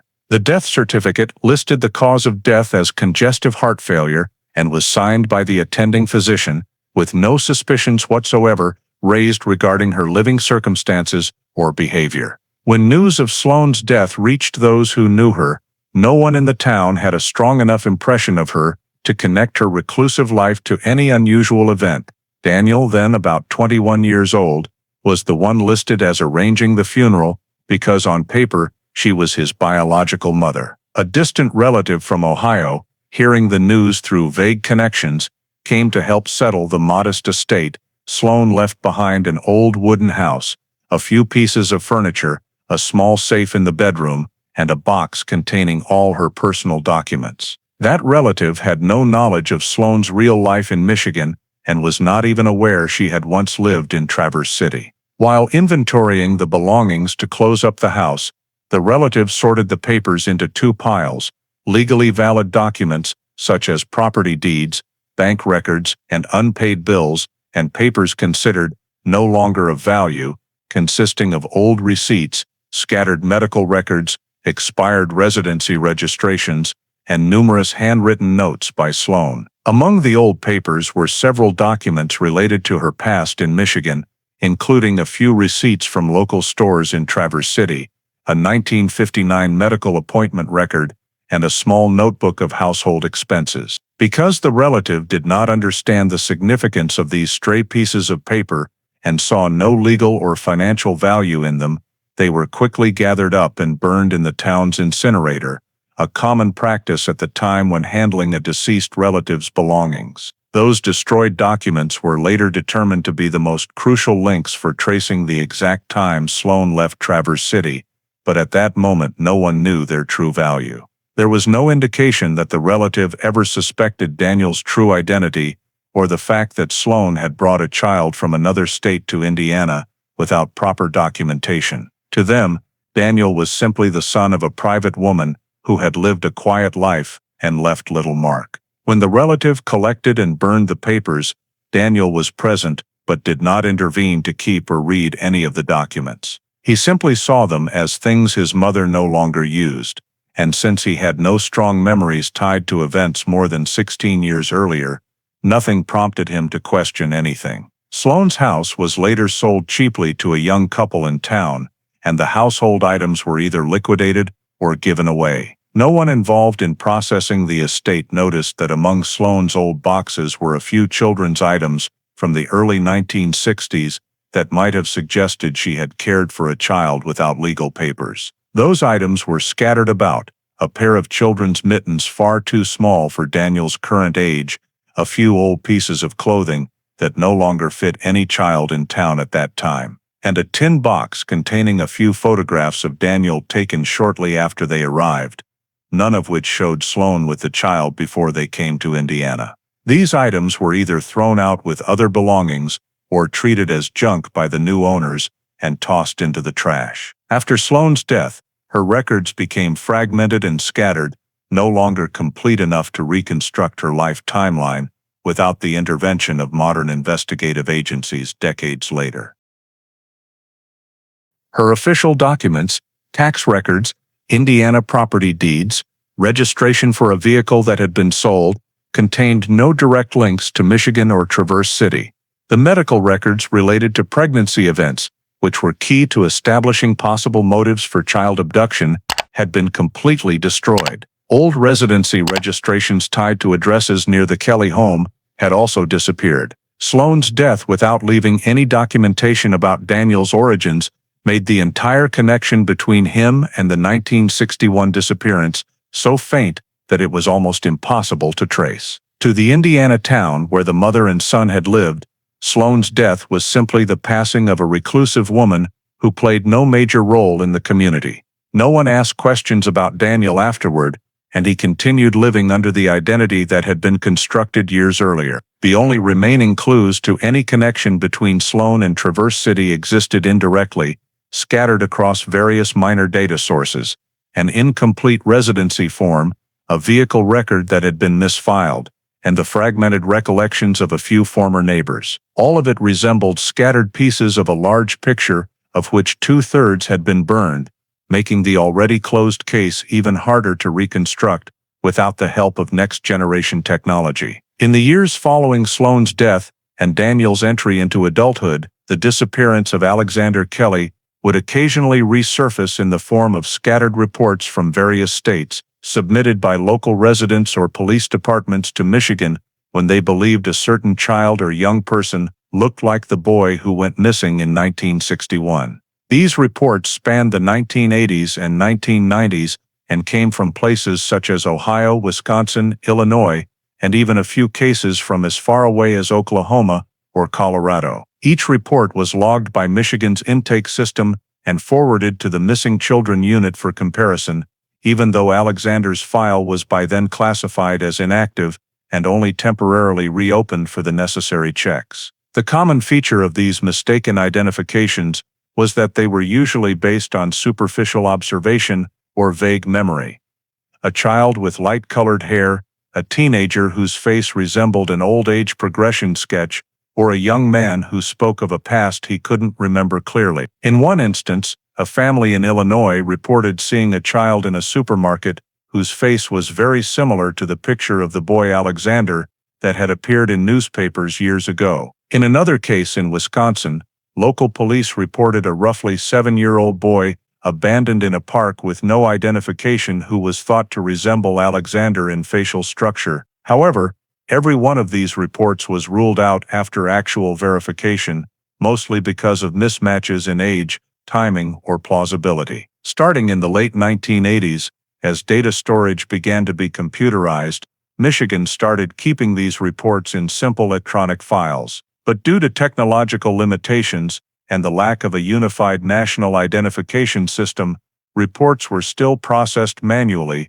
contacting the family, checking local hospital or school records, then marking them no match, and filing them in the general follow-up category. By the early 1990s, when DNA testing began to be used in some cases, Michigan received a few requests for voluntary DNA comparison from adoptive families or social agencies in situations where a child's origins were unclear. However, at that time, budget and facility constraints meant DNA testing was only performed in high-probability cases or when there was clear cause for suspicion. Most vague sightings tied to the possibility of resembling the missing boy from 1961 were not prioritized because there was insufficient legal basis to proceed. Moreover, no DNA sample from Alexander existed in the original file, since DNA technology did not exist at the time of the disappearance, and his parents, Thomas and Eileen, had never provided biological samples. All comparisons had to rely on physical description, age-progressed sketches or body characteristics, methods that were highly limited and frequently led to false positives. In one notable 1994 case, a homeless young man in Indiana was arrested for a minor offense and stated he had no memory of his family or real name, only vague recollections of a backyard and a blonde woman, prompting police to temporarily contact Michigan to check for a possible link to the Alexander case. However, after fingerprinting and medical record checks, it was determined the young man had been born in Kentucky with confirmed hospital records, and the suspicion was dropped. Reports like these, sometimes sparking brief hope only to be extinguished after a few verification steps, repeated many times over 2 decades, becoming a familiar cycle for the Grand Traverse County record staff. Each was compared against the 1961 file, but since none offered a solid match, all were marked unconfirmed and placed in the reference section, not strong enough to reactivate the main case. The absence of biological samples, the lack of a national identification database, and the fact that the victim's identity had been completely concealed by Sloan through legal paperwork in Indiana, turned every search effort during those decades into a string of negative outcomes. Each incoming report only reinforced the conclusion that the case was too old. The trail had vanished, and any potential lead lacked the strength to break through. Thus, even though the number of reports of missing or misidentified children was not small, reaching dozens over 20 years, not a single one came close to the truth that Alexander Kelly was still alive, living as Daniel Sloan, and had grown up only a few hours' drive from Traverse City throughout his childhood and teenage years. In 1989, while mistaken sighting reports continued to trickle in without yielding any progress, the Grand Traverse County Sheriff's Office received an anonymous letter sent through the mail with no return address, bearing only a postmark from the state of Indiana. The letter was typed on an old typewriter, on slightly yellowed paper, and contained no identifying details about the sender beyond a few short lines, hinting that the disappearance of Alexander Kelly was not an accident and that the child is living in a small town in southern Indiana under a different name. The letter did not name the town, did not name the woman alluded to, and provided no verifiable descriptions, only 3 disjointed lines. As if the writer deliberately withheld clearer information or was afraid to give more. The final sentence was the most striking. The light-haired woman left Michigan with the child. Look where she went. The content immediately caught the investigators' attention because it mentioned two elements that had existed as loose fragments in the file: the possibility that the victim had been taken out of state, and the initial sighting by neighbors of a green car driven by someone small-statured, or possibly a woman. However, nothing in the letter was specific enough to cross-reference with residency lists or vehicle records from the 1960s, and there was no way to identify who the light-haired woman might be. When Miller, who by then had moved to a desk job, reviewed the letter, he noted that its contents aligned with hypotheses previously considered, but lacked substantiation for verification. The fact that the letter originated from Indiana lent some support to the old intuition that a southern escape route made sense, but that alone was not enough to reopen the case. In 1989, postal tracing technology was extremely limited. Identifying the sender was nearly impossible because the envelope yielded no clear fingerprints, no usable DNA, and the postmark only indicated a broad region, not a specific address. When cross-checked against any reports from Indiana submitted by local agencies, no cases matched in age or circumstances. The databases Michigan could access at the time were limited to basic residency records and criminal files. There was no system for tracking relocation history or identity changes as exists today. There was no tool to trace who might have moved from Michigan to Indiana in 1961 beyond paper residency records, which were highly incomplete and poorly maintained for ordinary citizens without significant property. The letter also gave no precise time frame, leaving police unsure whether the sender was referring to a recent event or recalling something from the past. Another puzzling detail was the phrase, "the child is living," a present tense wording that suggested direct knowledge, yet without corroborating evidence, it was treated as speculative or possibly motivated by personal reasons. Police also considered the possibility that the letter came from someone in Indiana prankster or from a distant case follower who had read old articles. However, since it did not match any contemporaneous reports, further investigation was deemed unfeasible. The letter was ultimately placed in the file,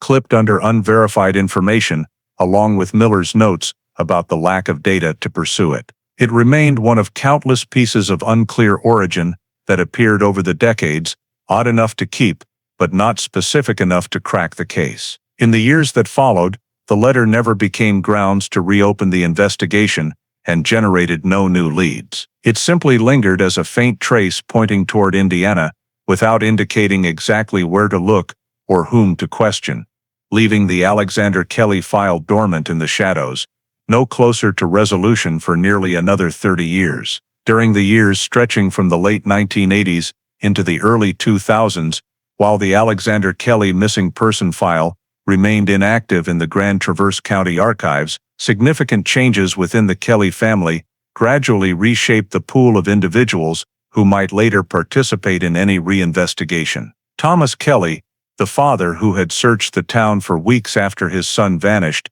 died in 1994 after a long battle with heart disease. His death was quiet, attended only by close family and a few old neighbors from the area. In the years following the disappearance, Thomas had lived with a constant sense of loss and self-blame for not being home the moment his son went missing. Though he tried to maintain a normal routine and kept working, those who knew him said he never got over the loss, and his passing marked the loss of a key witness who carried direct memories of the day it happened.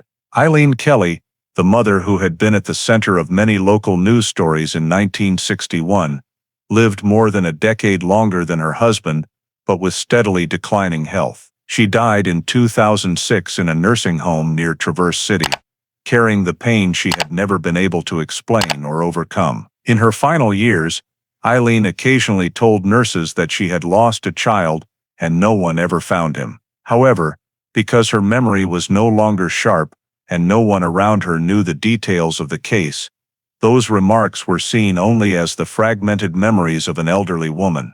With both parents of the victim gone, any chance of obtaining DNA samples or direct information from them was lost. This became a significant obstacle for any later reinvestigation, especially since the 1961 medical records and physical evidence were long expired or lacked the necessary biological data. The only person still alive with the clearest living memory of Alexander was his older sister Margaret Kelly, who had watched her little brother playing in the yard and lost sight of him for the fateful few dozen seconds. Margaret grew up haunted by the incompleteness of that day, but unlike her parents, she built a stable life for herself in Michigan. She married, had children, and later worked at a public library in Traverse City. Though she rarely spoke of the disappearance, records show that Margaret stayed in touch with the county sheriff's office every few years to ask whether there was any new information. Her continued, though infrequent but persistent, presence made her the most important potential resource if the case were ever reopened, because she was the only person still living who had directly seen Alexander on the day he vanished. Apart from Margaret, no other close Kelly relatives remained in Michigan. Extended family in other states either knew few details of the case or were not close enough to provide useful information. This dramatically narrowed the circle of relevant family members. When DNA comparison or family recollection was needed, Margaret was essentially the sole remaining source. County records updated in 2008 noted that the victim's family has only one member still living in Michigan who can provide biological information or additional testimony if the case is reopened. That narrowing inadvertently created a critical factor for the decades ahead. Every remaining trace related to identifying the victim, from genetics to memory, now existed only through Margaret. And that, many years later, would become the foundation for the breakthrough brought by modern DNA technology, when the last scattered pieces finally began to find a common voice. In 2017, during the Michigan Cold Case Unit's periodic review to identify cases solvable with next-generation DNA technology and digitized file analysis tools, the disappearance of Alexander Kelly unexpectedly made the priority list. This decision was not based on any new leads, but on the data restructuring in the Grand Traverse County Archives, which revealed that the case met multiple criteria for modern reinvestigation. The victim had surviving direct relatives, the limited physical evidence was still properly sealed under 1961 standards, and most importantly, a large amount of historical data existed that could be reanalyzed using modern behavioral forensics and demographic analysis methods. In the Cold Case Unit's internal report of March 2017, the Alexander file was marked medium feasibility. Requires in-depth assessment, a rare designation for a case that had seen no progress in over half a century. When the screening team examined long-frozen cases, they noticed one standout factor: the Sloan demographic file. The woman mistakenly removed from the suspect list in 1961 reappeared as scattered data points in Indiana residency records, and Miller's old forensic documents indicated a possible escape route linked to southern Michigan. If digitized and cross-referenced using modern movement pattern algorithms, these data points could reconstruct more viable routes. The Michigan Cold Case Unit decided to transfer the entire file from the county archive to the Investigative Center in Lansing, where document scanning equipment and systems for analyzing handwriting, ink, and aged paper were available. The lead investigator assigned to the case was Laura Simmons, who had previously solved 3 1970s missing persons cases using DNA technology combined with genetic genealogy. Simmons accepted the 56-year-old case with the caution it demanded, but the deeper she examined it, the more she recognized the enormous potential in the structure of the old data. Miller's notes on escape routes, reports of the green car, the coincidental Indiana connections, and certain vague points in the 1989 anonymous letter, and the fact that the victim's sister was still alive. All of these opened the door to a comprehensive reanalysis using relative DNA technology, which was rapidly becoming the new industry standard. As Simmons turned each page of the old files, she ordered the forensics lab to digitize the remaining physical evidence and test for even trace amounts of DNA.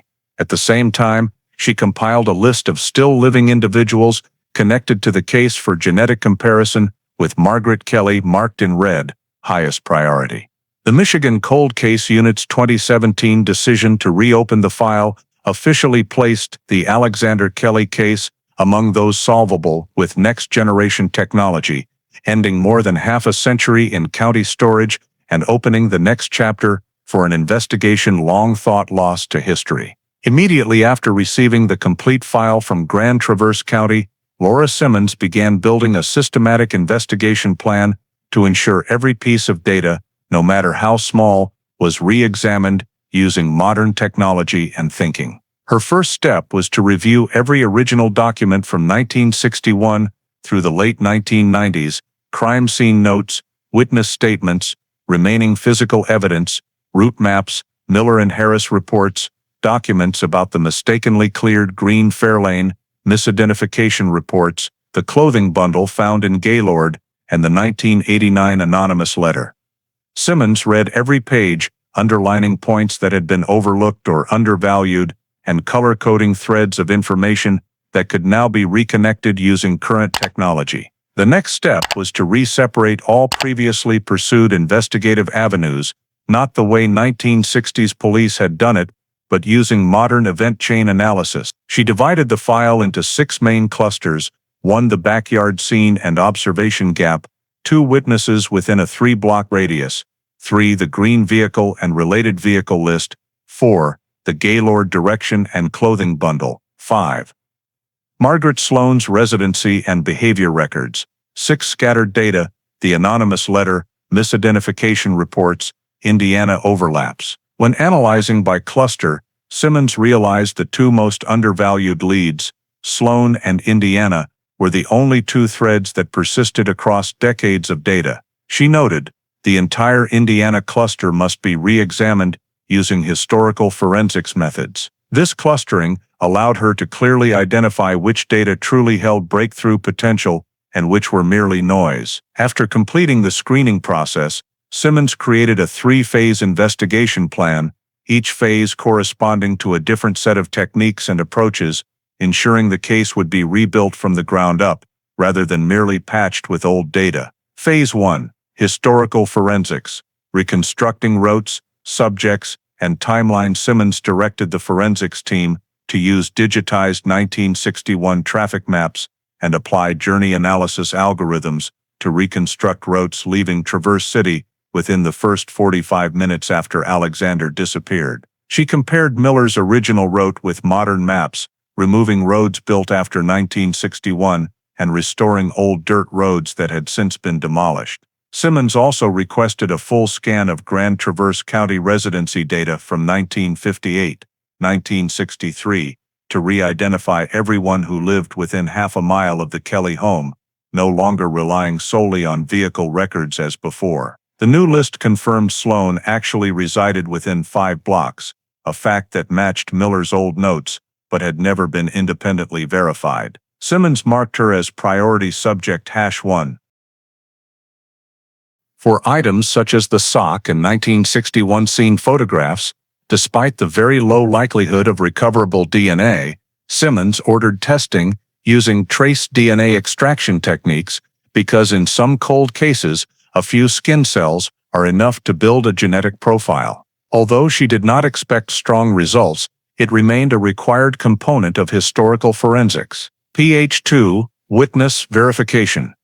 Refiltering through modern population systems, Simmons knew most 1961 witnesses were deceased, but that did not diminish the phase's value. She compiled a list of all surviving descendants, relatives, neighbors, or anyone connected to households in the area at the time. The goal was to re-verify information using historical retrieval methods, locating old newspaper articles, letters, or civil records that might preserve descriptions of vehicles or unusual activity near the Kelly home. Simmons was particularly interested in the possibility that some residents had heard rumors of Sloan leaving town abruptly but never reported it to police. She wrote clearly in the plan, Sloan's social circle must be rebuilt using residency and tax records. This step had never been attempted before.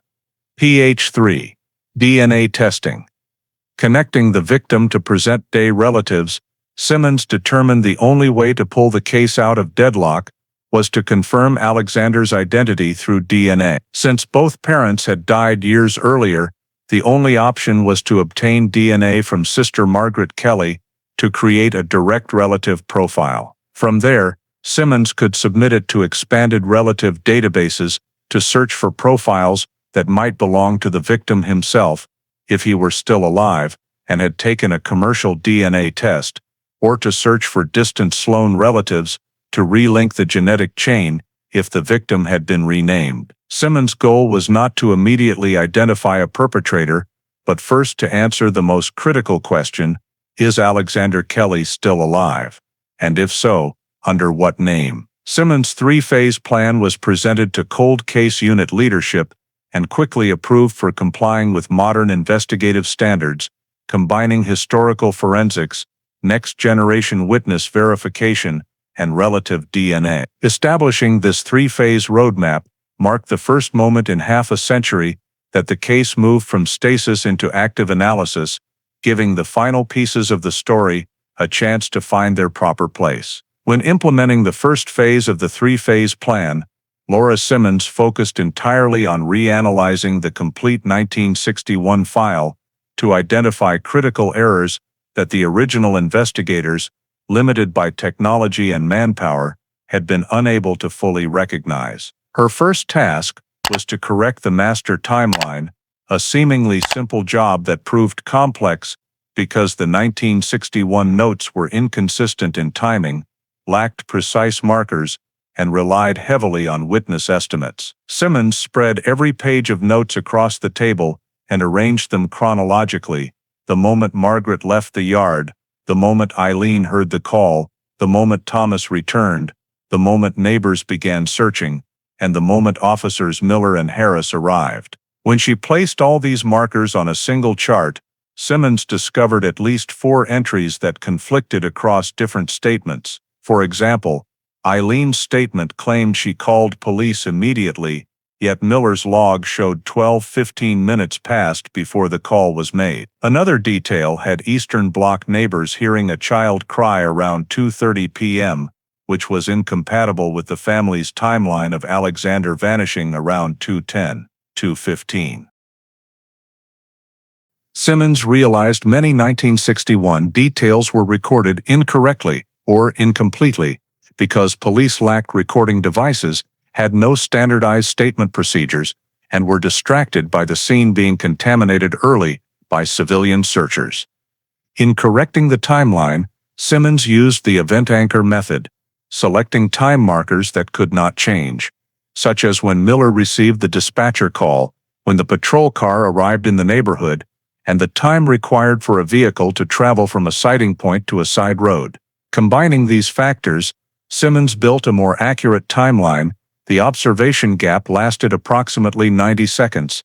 The suspicious crying occurred between roughly 2:13, 2:15, and if the green car was involved, it had to have passed either before or after the disappearance, not simultaneously as previously assumed. This reconstructed timeline immediately exposed a major original error: 1961. Investigators had lumped statements together under one broad afternoon time frame simply because they all happened that afternoon, causing them to treat 3 separate groups of statements: the woman, the crying, the green car, as directly linked events. Simmons pointed out this was a strategic mistake. The descriptions were matched by location rather than time, creating a false narrative axis that sent the investigation wide instead of deep. After correcting the timeline, Simmons moved to re-examining every misrecorded or incomplete statement. She discovered several original statements had been overly summarized, especially that of the elderly woman on the Western Bloc, who saw a figure carrying something that looked like a small child. In the original statement, the woman described the person walking quickly, left arm holding something at the hip. Yet in the 1961 summary, it was reduced to woman carrying child toward the side road, a distortion that wrongly assigned gender to the figure. Simmons discovered the woman never claimed it was a female, only small build, thin arms. This error was particularly significant because it caused Sloan, a female vehicle owner, to be incorrectly included or excluded at different stages. Another Southern Block resident described the green car driving slowly as if looking for something, but the summary report recorded it as parked unusually long, causing the event to be misinterpreted as stopping rather than observing. Simmons reviewed every statement and created a comparison table between actual words spoken and 1961 interpretation, revealing that over 30% of descriptions had been simplified in ways that altered the nature of the event. The third task in reanalyzing the file was revisiting the suspect vehicle list, the factor that caused the biggest initial mistake when Sloane's green Fairlane was wrongly cleared, simply because her address change paperwork had not been updated in time. Simmons ordered the Records Department to reopen all Grand Traverse County vehicle registrations from 1959, 1962, and use metadata analysis to detect anomalies. The system quickly found that Sloane's record contained two conflicting entries. The county record showed she left Traverse City in October 1961, while her new county record in Indiana showed she registered residency there in early November 1961, leaving an unaccounted 3-4-week gap. Simmons flagged this as a travel gap, the perfect window to move a child from Michigan to Indiana unnoticed. She also re-examined witness descriptions of the scene vehicle, light green, long body, quiet engine, all matching Sloane's registered 1959 Fairlane described as pale blue, light gloss finish. Another detail caught Simmons's attention.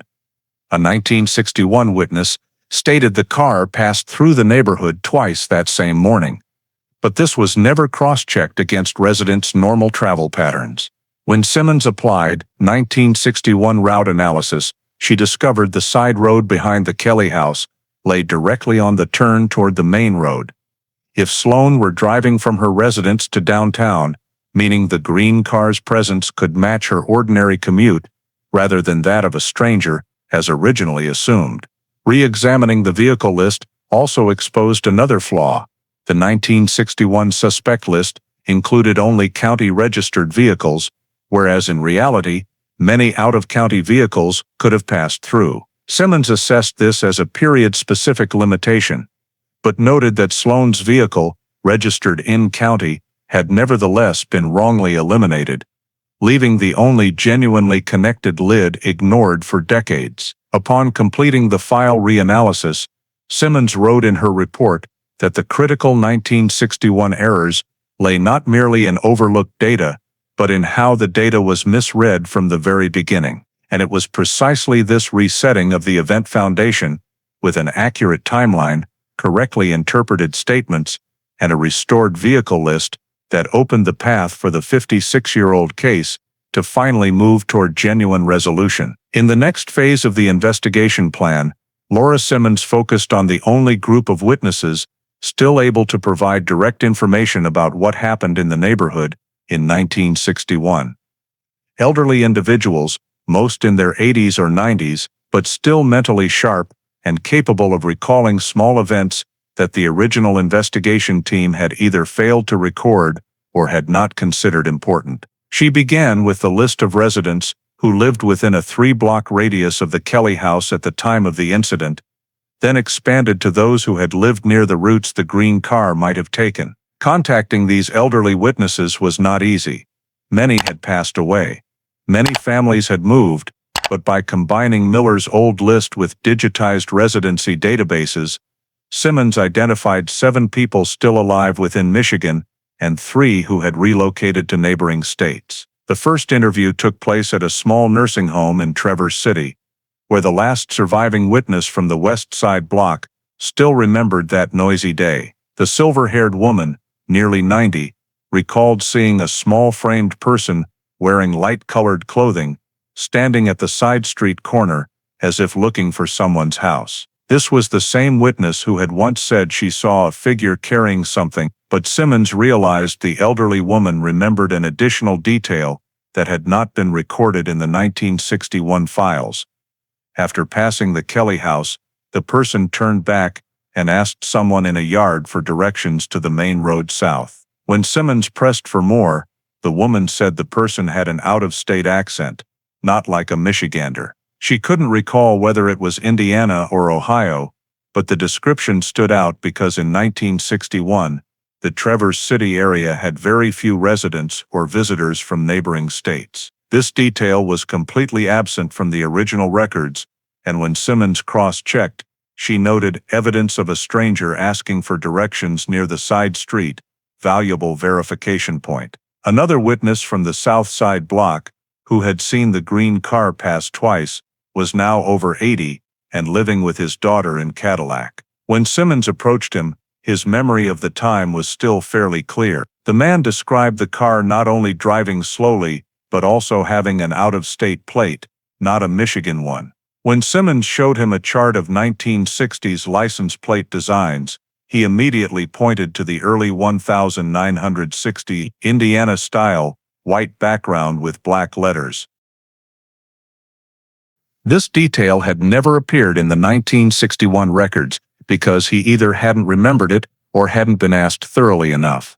For Simmons, it was a critical piece because an out-of-state plate, especially from Indiana, directly matched the escape route indicated by historical forensic analysis and also aligned with the 1989 anonymous letter. A third witness, living in Wisconsin but formerly a Traverse City resident in 1961, initially remembered nothing related to the disappearance. However, when Simmons showed him a map of the neighborhood from that era, the man suddenly recalled that a few days before Alexander vanished, he had encountered a strange woman asking for directions to the small houses near the side road. He described her as small in stature, with light-colored hair, driving an old green car. He emphasized that the woman wasn't asking like a tourist, but seemed to be looking for a specific address. This was the first time in 56 years that a description appeared that matched multiple key facts. Female, green car, asking for directions, present near the Kelly area at the exact time. Simmons realized she was standing before an intersection, a convergence, that the 1961 investigation had never detected the existence of an out-of-state woman driving a car with Indiana plates who appeared near the Kelly house in the days leading up to the disappearance. When Simmons compiled the interviews, three main facts stood out. 1. The West Side witness remembered a strange woman asking for directions right near the Kelly house. 2. The South Side witness remembered a plate, unlike Michigan's, and correctly identified the 1961 Indiana design. 3. Wisconsin witness remembered a light-haired woman driving a green car asking for directions to the small house area. A description that perfectly matched the reconstructed route and the location where Sloan had lived. Cross-referencing residency records, Simmons noted that Sloan, who lived only 5 blocks from the Kelly house, was the only person in the area at that time with out-of-state origins and who had previously appeared with a car registered in Indiana before temporarily switching to Michigan plates. This detail had never been clarified in 1961 because residency records at the time did not retain plate history information. When all the pieces from the elderly witnesses were put together, Simmons wrote in her report, independent descriptions from multiple end-of-life sources with no possibility of collusion create a unified intersection pointing to a suspect, light-haired female, Indiana plate, present near the Kelly house at the time of the disappearance. It was from this intersection that the case began to shift away from the vague picture of 1961 and move closer to a focused investigative direction, one the original investigators had never reached. Once she had the intersection from the elderly witnesses' accounts, Laura Simmons moved the case to the most critical step in route forensics, determining whether the travel pattern of a specific suspect, Margaret Sloan, actually matched the 1961 traffic structure, the timing of the disappearance, and all the indirect evidence that had ever surfaced. To do this, Simmons used the route reconstruction model developed by the Michigan Cold Case Unit, which allows simulation of real-world movement based on old maps, scene notes, 1961 police response times, and perpetrator behavior patterns from similar child abduction cases. She set 3 variables: 1 starting location, where Sloan lived in 1961, 2 approach location, the Kelly backyard, 3 town exit route, South via County Road 633 and M37. When the data was entered into the simulation, the 1961 map quickly revealed a striking match: the daily route Sloan took to the small grocery store near downtown Traverse City. Necessarily passed right by the corner where a witness remembered the light-haired woman asking for directions. In other words, the strange woman's presence was not only consistent with the description, but also with Sloan's actual routine travel at the time. Simmons continued by cross-checking the distance between the Kelly and Sloan houses. Based on digitized residency maps, the two homes were exactly 5 blocks apart, matching a note Miller had made but never verified with documentation. The path between the houses included a short cutoff leading directly to the side street, the same route where tracking dogs lost the scent on the first day of the 1961 search.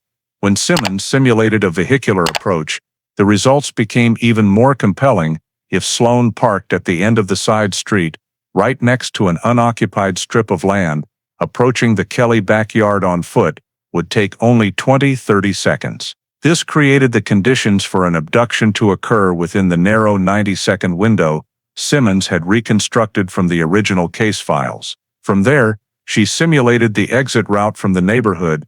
In just 3 minutes, the car could turn onto County Road 633, 7 more minutes. It would reach M37, and within 40-45 minutes, enough time before police began setting up search perimeters, the car would leave Traverse City and head deep into sparsely populated rural areas. Everything the route forensics revealed led Simmons to emphasize in her report, every variable aligns with the hypothesis of an offender approaching via the side street and fleeing the state southward. To further strengthen the case, Simmons retrieved vehicle owner lists from county archives covering 1958 to 1962. She asked the Records Department to reopen all old registration forms, especially those showing signs of incorrect updates or sudden address changes. The category Sloan's vehicle fell into. While examining the 1959 Fairlane registration, Simmons discovered a detail that had never been noticed. Sloan's plate had been registered in Indiana before she moved to Michigan, but the Michigan record only noted the year of new registration and not the exact date the old plate was turned in. This perfectly matched the South Side witness's recent statement, identifying the plate as the 1961 Indiana design. Simmons expanded the analysis by mapping Sloan's routine travel from her house, the only logical route to the local market, passed directly by the spots where witnesses reported seeing the green car. This refuted the theory that the green car was completely unknown. It could have been Sloan's own vehicle legally passing through the neighborhood, but switching to criminal action when the opportunity arose. To bolster this hypothesis, Simmons pulled residency records and found another matching detail. Sloan left Michigan only a few weeks after the disappearance, and the timing of her address change coincided with the 3-4-week travel gap that forensic analysis had identified as sufficient to transport a child to Indiana, settle into a new home, and legalize the boy's identity with a forged birth certificate. When Simmons combined all the data, the picture became clear. The perpetrator's route, the suspect, and the witness statements all pointed to a single name. In her route forensics report, Simmons wrote, "All geographic, temporal, behavioral, and witness elements converge on Margaret Sloan. No second subject in the old files has a travel pattern and access conditions that fit better." For the first time in over half a century, the Alexander Kelly file had an almost certain suspect, identified through modern forensic analysis rather than guesswork or mistaken identification as in the early years. By reconstructing the route, Simmons not only matched Sloan's journey, but also invalidated the theories that had derailed the 1961 investigation. The green car was not unknown. The woman asking for directions was not an isolated detail. The Indiana plate was not random, and leaving the state after the incident was not coincidence. It was in this analytical step that the name Sloan, once wrongly eliminated due to record errors, was finally returned to the position it should have held since 1961. The central suspect, after completing the route forensics analysis and establishing Sloan as the central suspect, Laura Simmons turned to another critical link: The birth certificate of Daniel Sloan, the child Margaret Sloan brought with her when she moved to Indiana at the end of 1961. If this birth certificate was forged or inconsistent with Indiana's issuance procedures of that era, it could become the key evidence proving that Daniel was not Sloan's biological child, but was in fact Alexander Kelly. Simmons contacted the Indiana Department of Health to request the original birth certificate along with creation records and registration number. Because the records were from the 1960s, retrieval had to be done manually from paper archives, but after only 2 weeks, they provided her with a certified copy and a high-resolution scan of the original document. At first glance, the birth certificate appeared legitimate, named Daniel Sloan. Born April 1957, mother Margaret Sloan, place of birth a small hospital in the town, signed by a midwife nurse and stamped by the township office. But Simmons noticed 2 anomalies immediately. First, the typewriter font did not match the machines used by the hospital in 1957.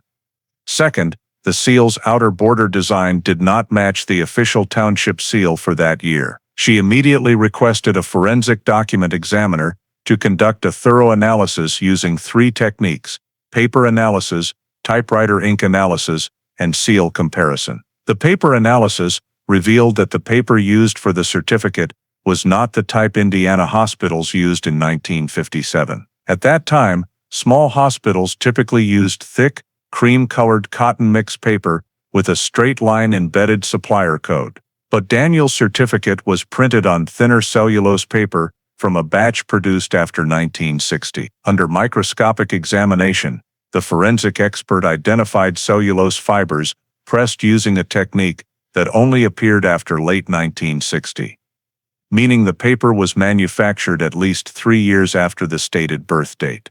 That alone was a serious discrepancy. Next, Simmons ordered typewriter ink analysis.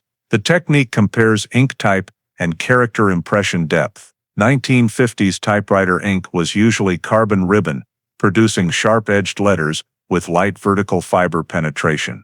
But Daniel's certificate showed frayed character edges, characteristic of later generation nylon ribbons common from 1960.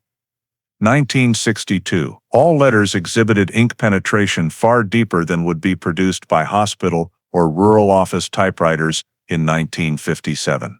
The forensic report stated clearly, no ink characteristic matches the declared birth year. The typing proves the document was created in the early 1960s, not 1957. Simmons then moved to the most critical part, the township seal. The round seal on the certificate read Township Registrar's Office, Indiana, with an outer border of 13 small stars. But when Simmons compared it to the official 1957 seal, she discovered the township did not use the 13-star design until 1962, after an administrative restructuring. In 1957, the seal had only 8 stars, a simpler design, and a thinner border. The difference could not be a mistake because official seal changes followed a strict, well-documented process. Even in Indiana's master registry ledger, Simmons noticed that Daniel's entry was added in completely different ink and handwriting from the surrounding records of the same year, as if someone had inserted it later rather than recording it contemporaneously. A deeper check revealed that Daniel's registration number fell between 2 numbers more than a month apart, impossible because birth registrations are always recorded chronologically. All document forensic indicators converged on one conclusion: Daniel Sloan's birth certificate was not issued in 1957 as stated. It was created in the early 1960s, very close to the time Margaret Sloan arrived in Indiana with an undocumented child. Simmons' final step was to verify procedural legitimacy. She located the Township Vital Records office log for 1961 and found an entry in December 1961 for request to reissue birth certificate due to loss. The entry listed no child's name, only male child, mother, Sloan.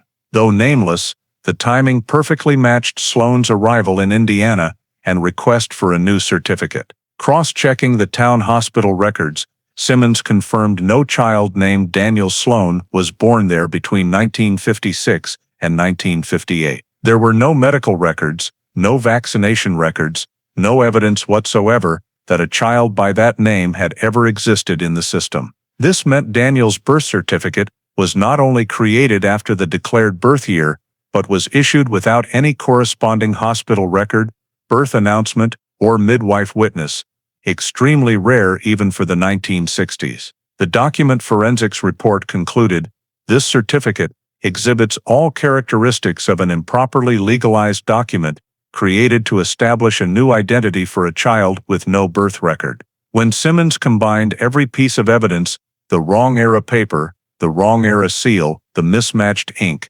the irregular registration number, the empty ledger entries, and Sloan's relocation timeline, she held the strongest evidence yet that Daniel Sloan was not born in Indiana, but was inserted into the administrative system after being re-identified. In other words, Daniel Sloan did not exist before 1961. And if Daniel did not exist, only one possibility remained: the child living as Daniel Sloan was a child with a different true identity.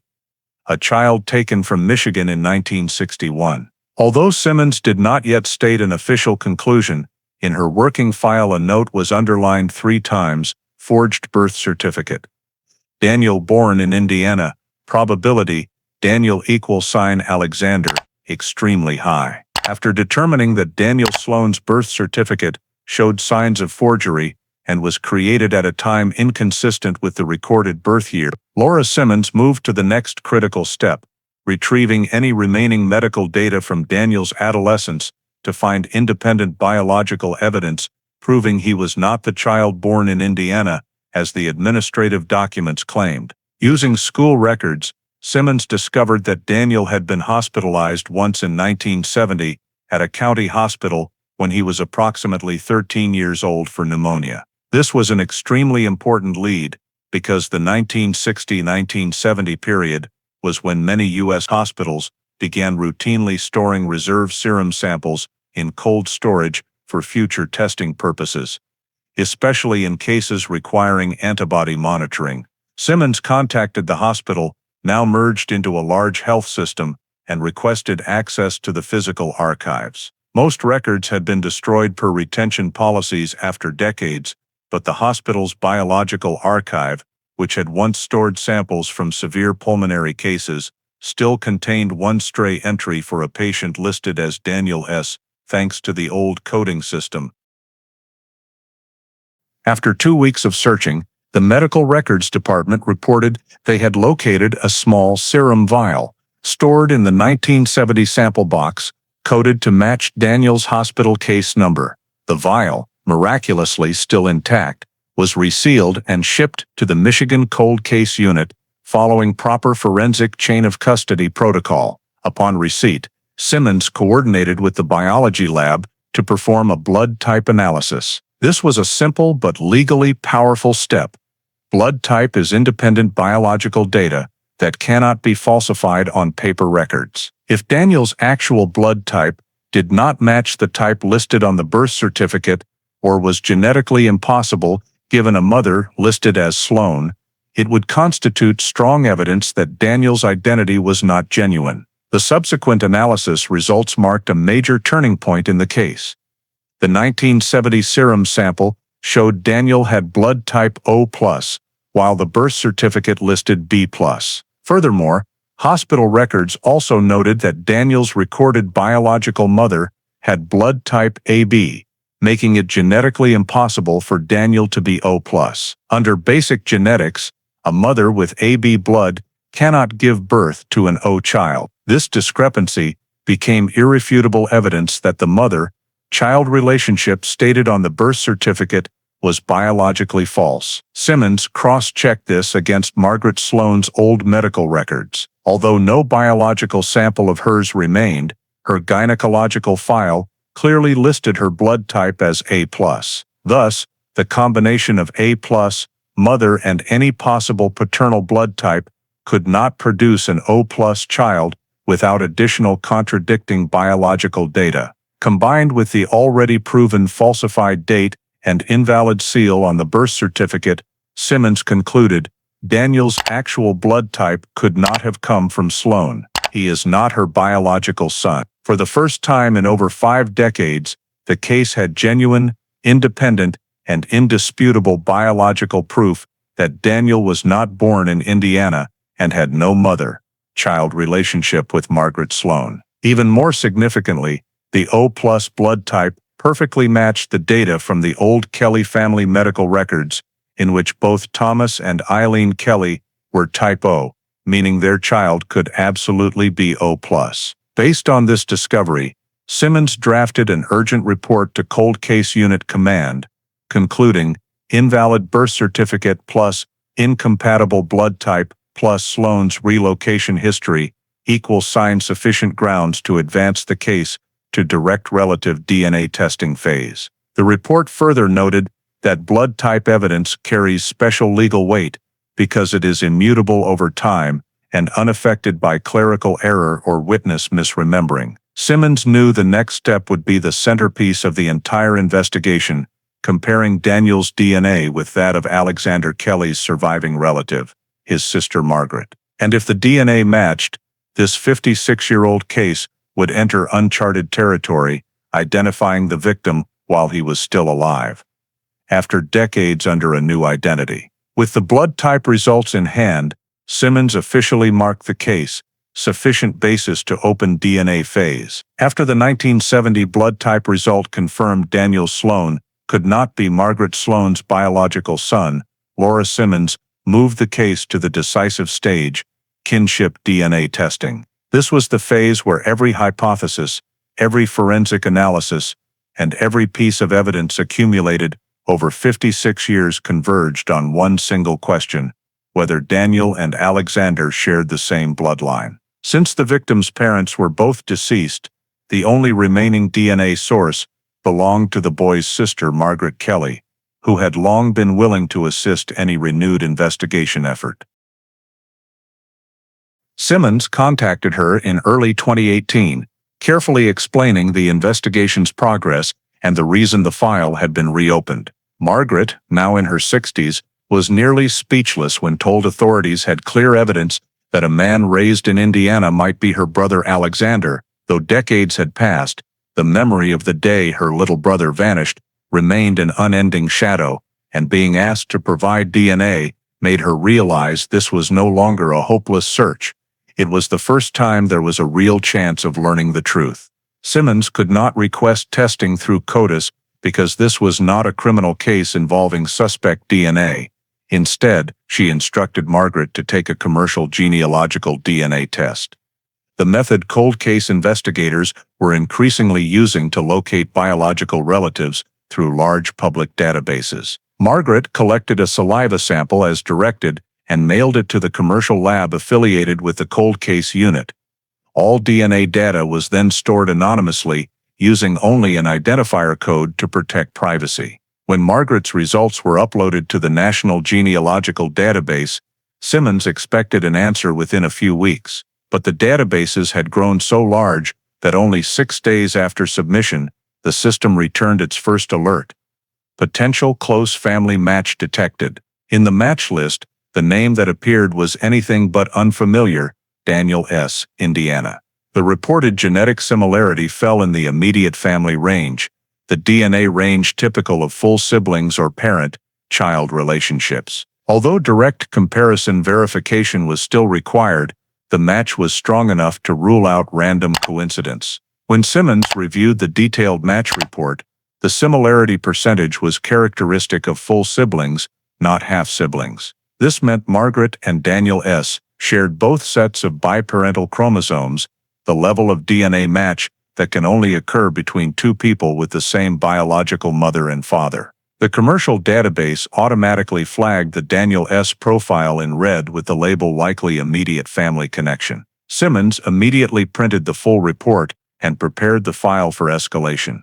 Before the result could be used as formal legal evidence, one additional step was required: determining who managed the Daniel S. DNA account, whether it was still active, and which email address was linked to it. Public data from the testing platform showed the user, Daniel S., was a man living in Indiana who had submitted the test in 2015 to explore family origins. Notably, The profile also stated the individual was adopted or suspected of having been informally adopted. When Simmons read that line, she knew the breakthrough had arrived.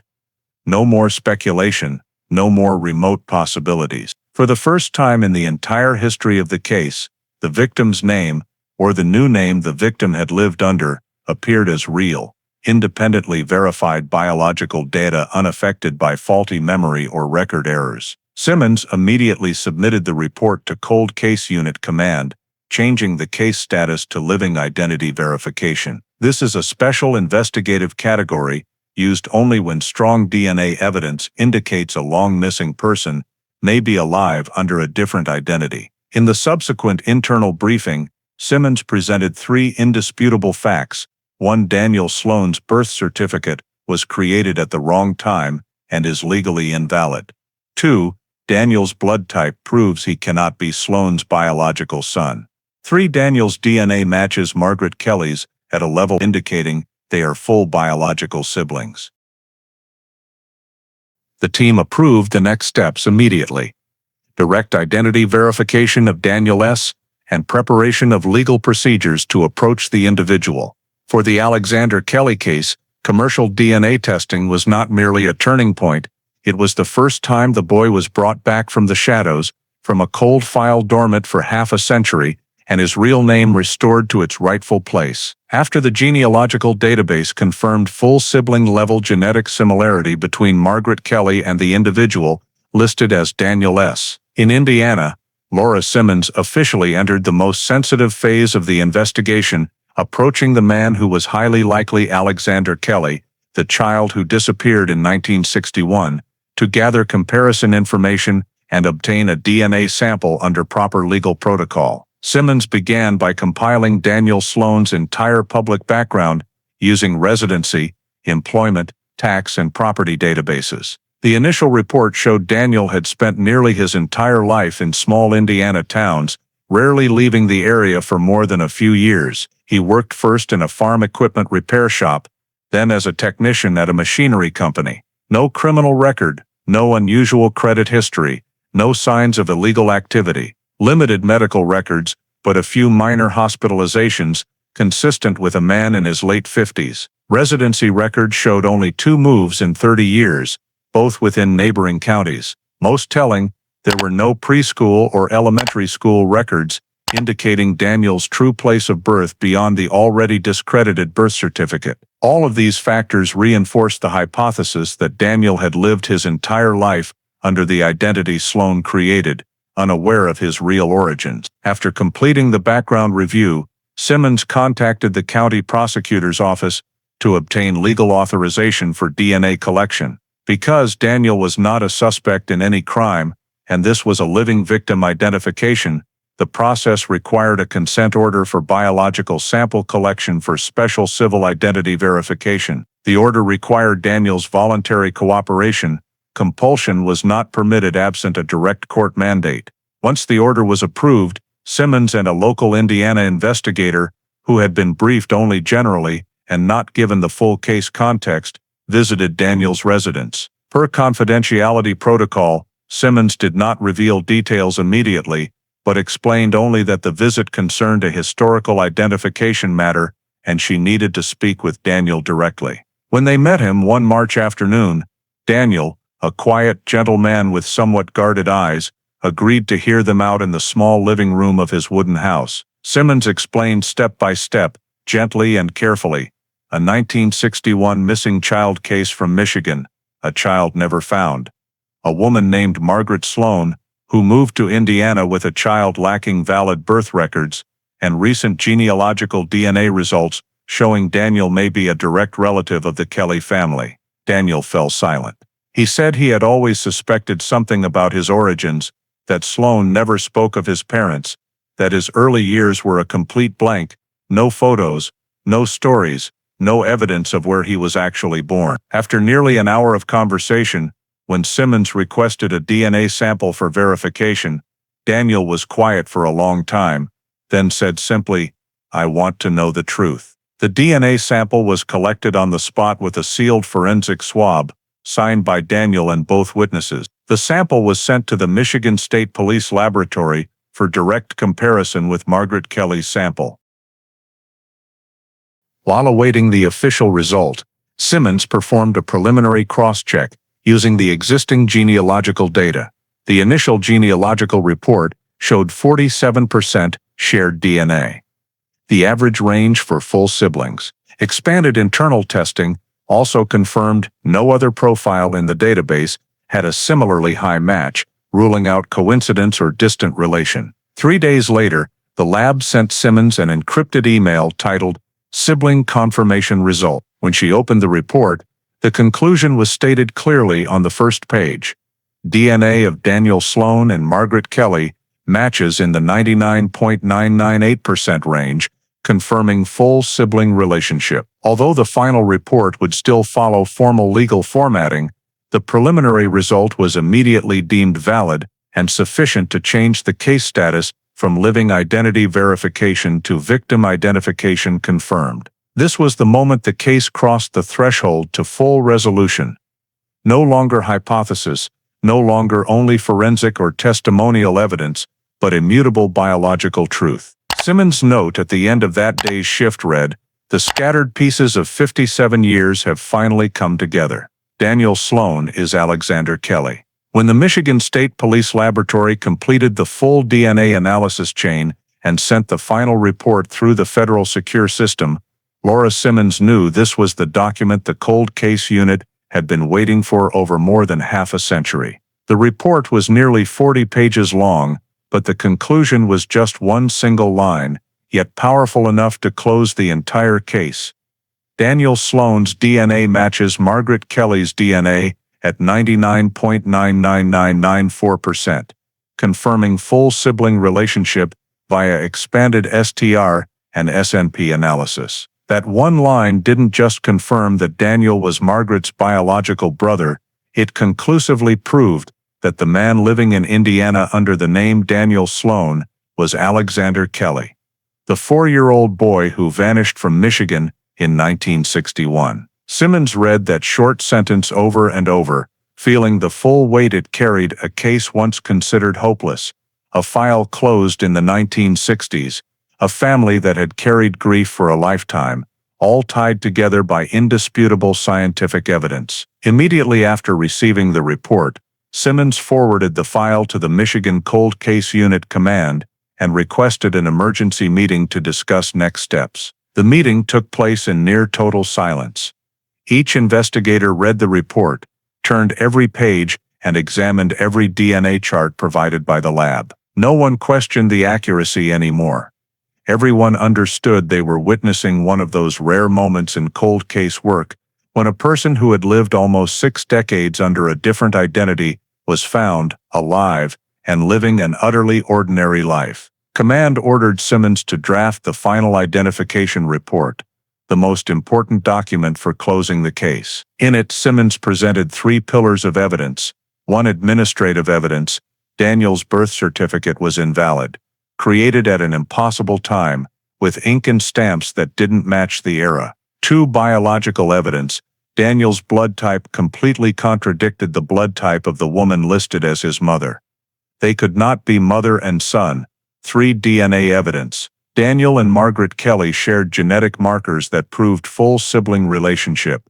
The report also highlighted the lengthy investigation process, reconstructing the 1961 route, interviewing surviving witnesses, pulling Sloan's residency records, forensic document examination, forensic travel analysis, vehicle registration data analysis, and finally commercial DNA testing, followed by official confirmatory testing. This was one of the very few cold cases where the entire logical chain, from the perpetrator's actions, to the original investigative errors, to the modern conclusion, lined up seamlessly. Once the report was approved, the Michigan Cold Case Unit officially closed the case with the conclusion, missing victim Alexander Kelly has been located alive under the identity of Daniel Sloan in Indiana. The 1961 kidnapping case is resolved with respect to victim identification. However, since the perpetrator, Margaret Sloan, died in 1978 and all criminal elements were long expired. Prosecution was impossible. The focus was no longer criminal investigation. It was preparing for a far more delicate process, family reunification after nearly 60 years apart. Per cold case unit protocol, Simmons had to complete 3 tasks before officially notifying Daniel.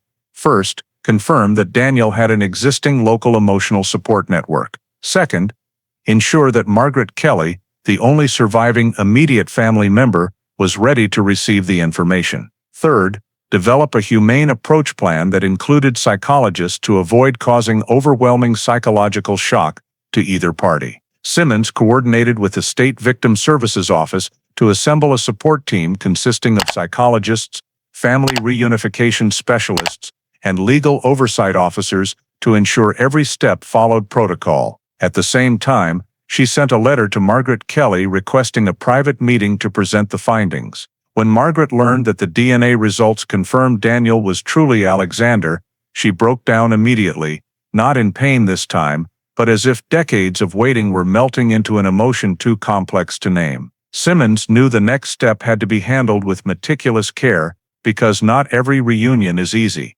Some connections have to be rebuilt with patience and understanding. Once the entire process was approved, Simmons wrote in the internal report preparing family reunification phase, case resolved with respect to victim identification.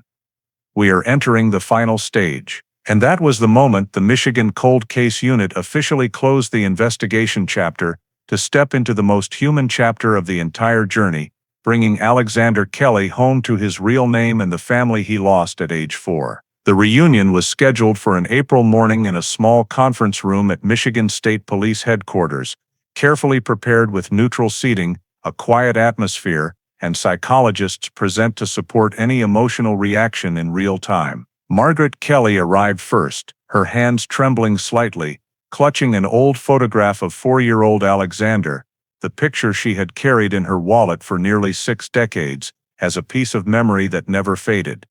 She stood by the window watching the parking lot, as if afraid that if she looked away for even a second, this reunion would vanish the way the past once vanished from her life. Daniel arrived later, walking slowly and cautiously, hands in his coat pockets, face trying to stay calm, but eyes betraying tension and unanswered questions. When he entered the room, everyone stepped back to give the two of them space. Simmons said only one short sentence, "This is your sister." And then no one spoke. That moment stretched like a breath held in suspense. Margaret took half a step forward, held out the photograph, her voice barely audible. You're still alive." Daniel looked at the photo, looked at the little boy's face he couldn't remember yet, somehow felt strangely familiar, as if the memories had never truly disappeared. They had only been fogged over by decades of life. He said nothing, just stepped forward and hugged Margaret in an embrace filled with trembling, uncertainty, confusion, and relief all at once. The reunion was not loud or dramatic. It was a quiet, deep emotion that words couldn't capture, a kind of pain released after decades of being locked away. After nearly an hour sitting together, trying to figure out where to even begin, Daniel asked the first question Simmons knew he would ask. Why? But no one could give a complete answer. When the meeting ended and Daniel left for private counseling, Simmons and Command completed the file handoff. The case was officially closed, as victim located alive, identity confirmed. The final documents were archived in the cold case storage with a red note. Solved. Victim identified. Yet, as with every decades-old case reopened after so long, some questions remain forever unanswered. The first concerns the anonymous letter received in 1989. It vaguely suggested Alexander had been taken to Indiana and included a hazy description of a blonde woman in a green car. Though document forensics confirmed the paper was from the correct era and showed no signs of forgery, the sender was never identified. It could have been an acquaintance of Sloane's, an old neighbor, or someone who heard rumors in the community and decided to speak up after years of silence. Or it could have been pure coincidence or speculation from someone interested in the case. The letter remains in the file, but was not considered a decisive factor in the final outcome. The second question involves the children's items found at the edge of the woods near Silver Lake in 1961, a small sock and a piece of fabric believed to be from a child's shirt. Modern forensics found no usable DNA to link them to Alexander or any other child. The fabric type and weave were extremely common at the time,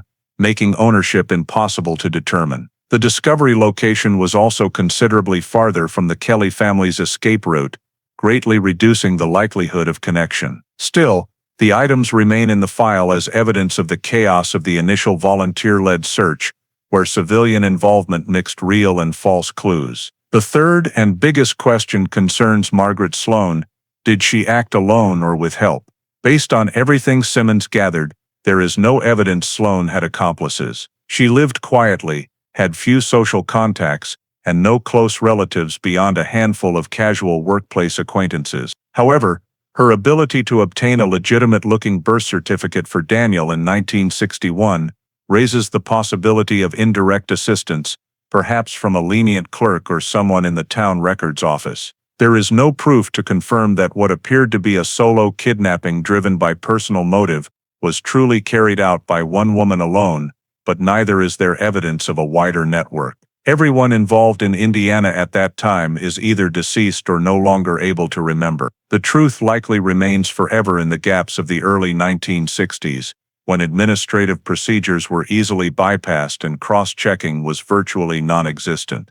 The final question belongs to the Traverse City community of 1961, how the case left a lingering trauma across generations. People in the area lived with persistent fear that year.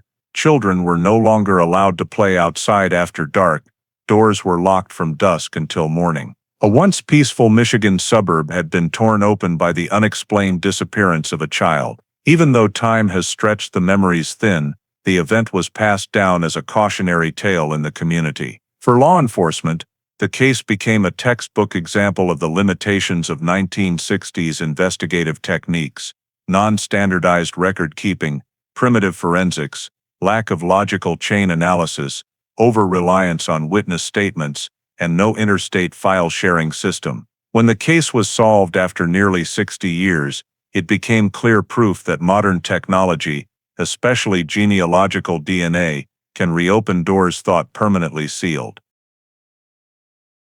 Young investigators in the cold case unit are now required to study this file as training material, learning how to spot timeline errors, cross-check statements, and review vehicle data. The case file has become a symbol of persistence and of never treating a case as unsolvable, only not yet solved. When Daniel and Margaret met for the second time, a few weeks after the initial reunion, they were able to talk more freely, sharing not just memories, but everything that time had stolen from them. Daniel began to understand that his life hadn't actually started in Indiana the way he always believed. Margaret began to reclaim the piece of memory she had carried like an open wound. After all procedures were completed, the Michigan Cold Case Unit closed the file with the final conclusion, boxed the entire set of documents, and assigned a new identification code: solved, victim found alive. A rare and profoundly meaningful ending in the world of cold cases, and although some questions will never have complete answers, the most important thing has been confirmed. Alexander Kelly was not lost forever. He lived, grew up, and existed quite ordinarily under another name, and was finally found. For Simmons and the entire unit, that is the moment every investigator hopes to witness once in their career. The story of Alexander Kelly, the man who grew up as Daniel Sloan for 57 years, is not only a criminal investigation solved by modern DNA, it also clearly reflects issues American society still faces today: gaps in child safety, weaknesses in administrative systems, misplaced trust, and especially the long-lasting impact of historical silence. The case shows that in 1961, the lack of interstate coordination and overly easy birth certificate registration allowed a child to be stripped of his true identity. That was not just a flaw of the era, it is a reminder that even today's society, with the internet, electronic records, and GPS, still has vulnerabilities that bad actors can exploit. When a child can disappear in 90 seconds simply because a caregiver turns away for a moment, it is a wake-up call to American families about the importance of the observation gap. The detail of the green Fairlane car, mentioned repeatedly in witness statements, but incorrectly dismissed by the original investigation, shows how one small mistake can send an entire case down the wrong path for decades. It is a lesson in the importance of cross-verification, not just in investigations, but in everyday life. Rumors, faulty memories, and unverified information can cause us to miss the truth right in front of us. The fact that genealogical DNA unexpectedly revealed Daniel's true identity also underscores the power of science in the modern world, from finding missing persons to verifying relatives, from resolving family disputes to identifying disaster victims. Americans today, accustomed to ancestry testing, need to understand that this data is never truly harmless. It can uncover family truths a person never touched in their entire life. And finally, the reunion between Daniel and his sister Margaret shows that no matter how much time has passed, healing can always begin with the truth. In a society still full of division and skepticism, that story reminds us that the path to truth, no matter how painful, always offers the chance for connection, understanding, and closing chapters of the past that were never fully written. Thank you for joining us on this journey to restore Alexander Kelly's identity after more than half a century stolen from him. If you'd like to keep exploring cases solved by modern science like this one, please subscribe to the channel so you don't miss the next stories. See you in the next video, where every dark corner of the past has a chance to be brought into the light.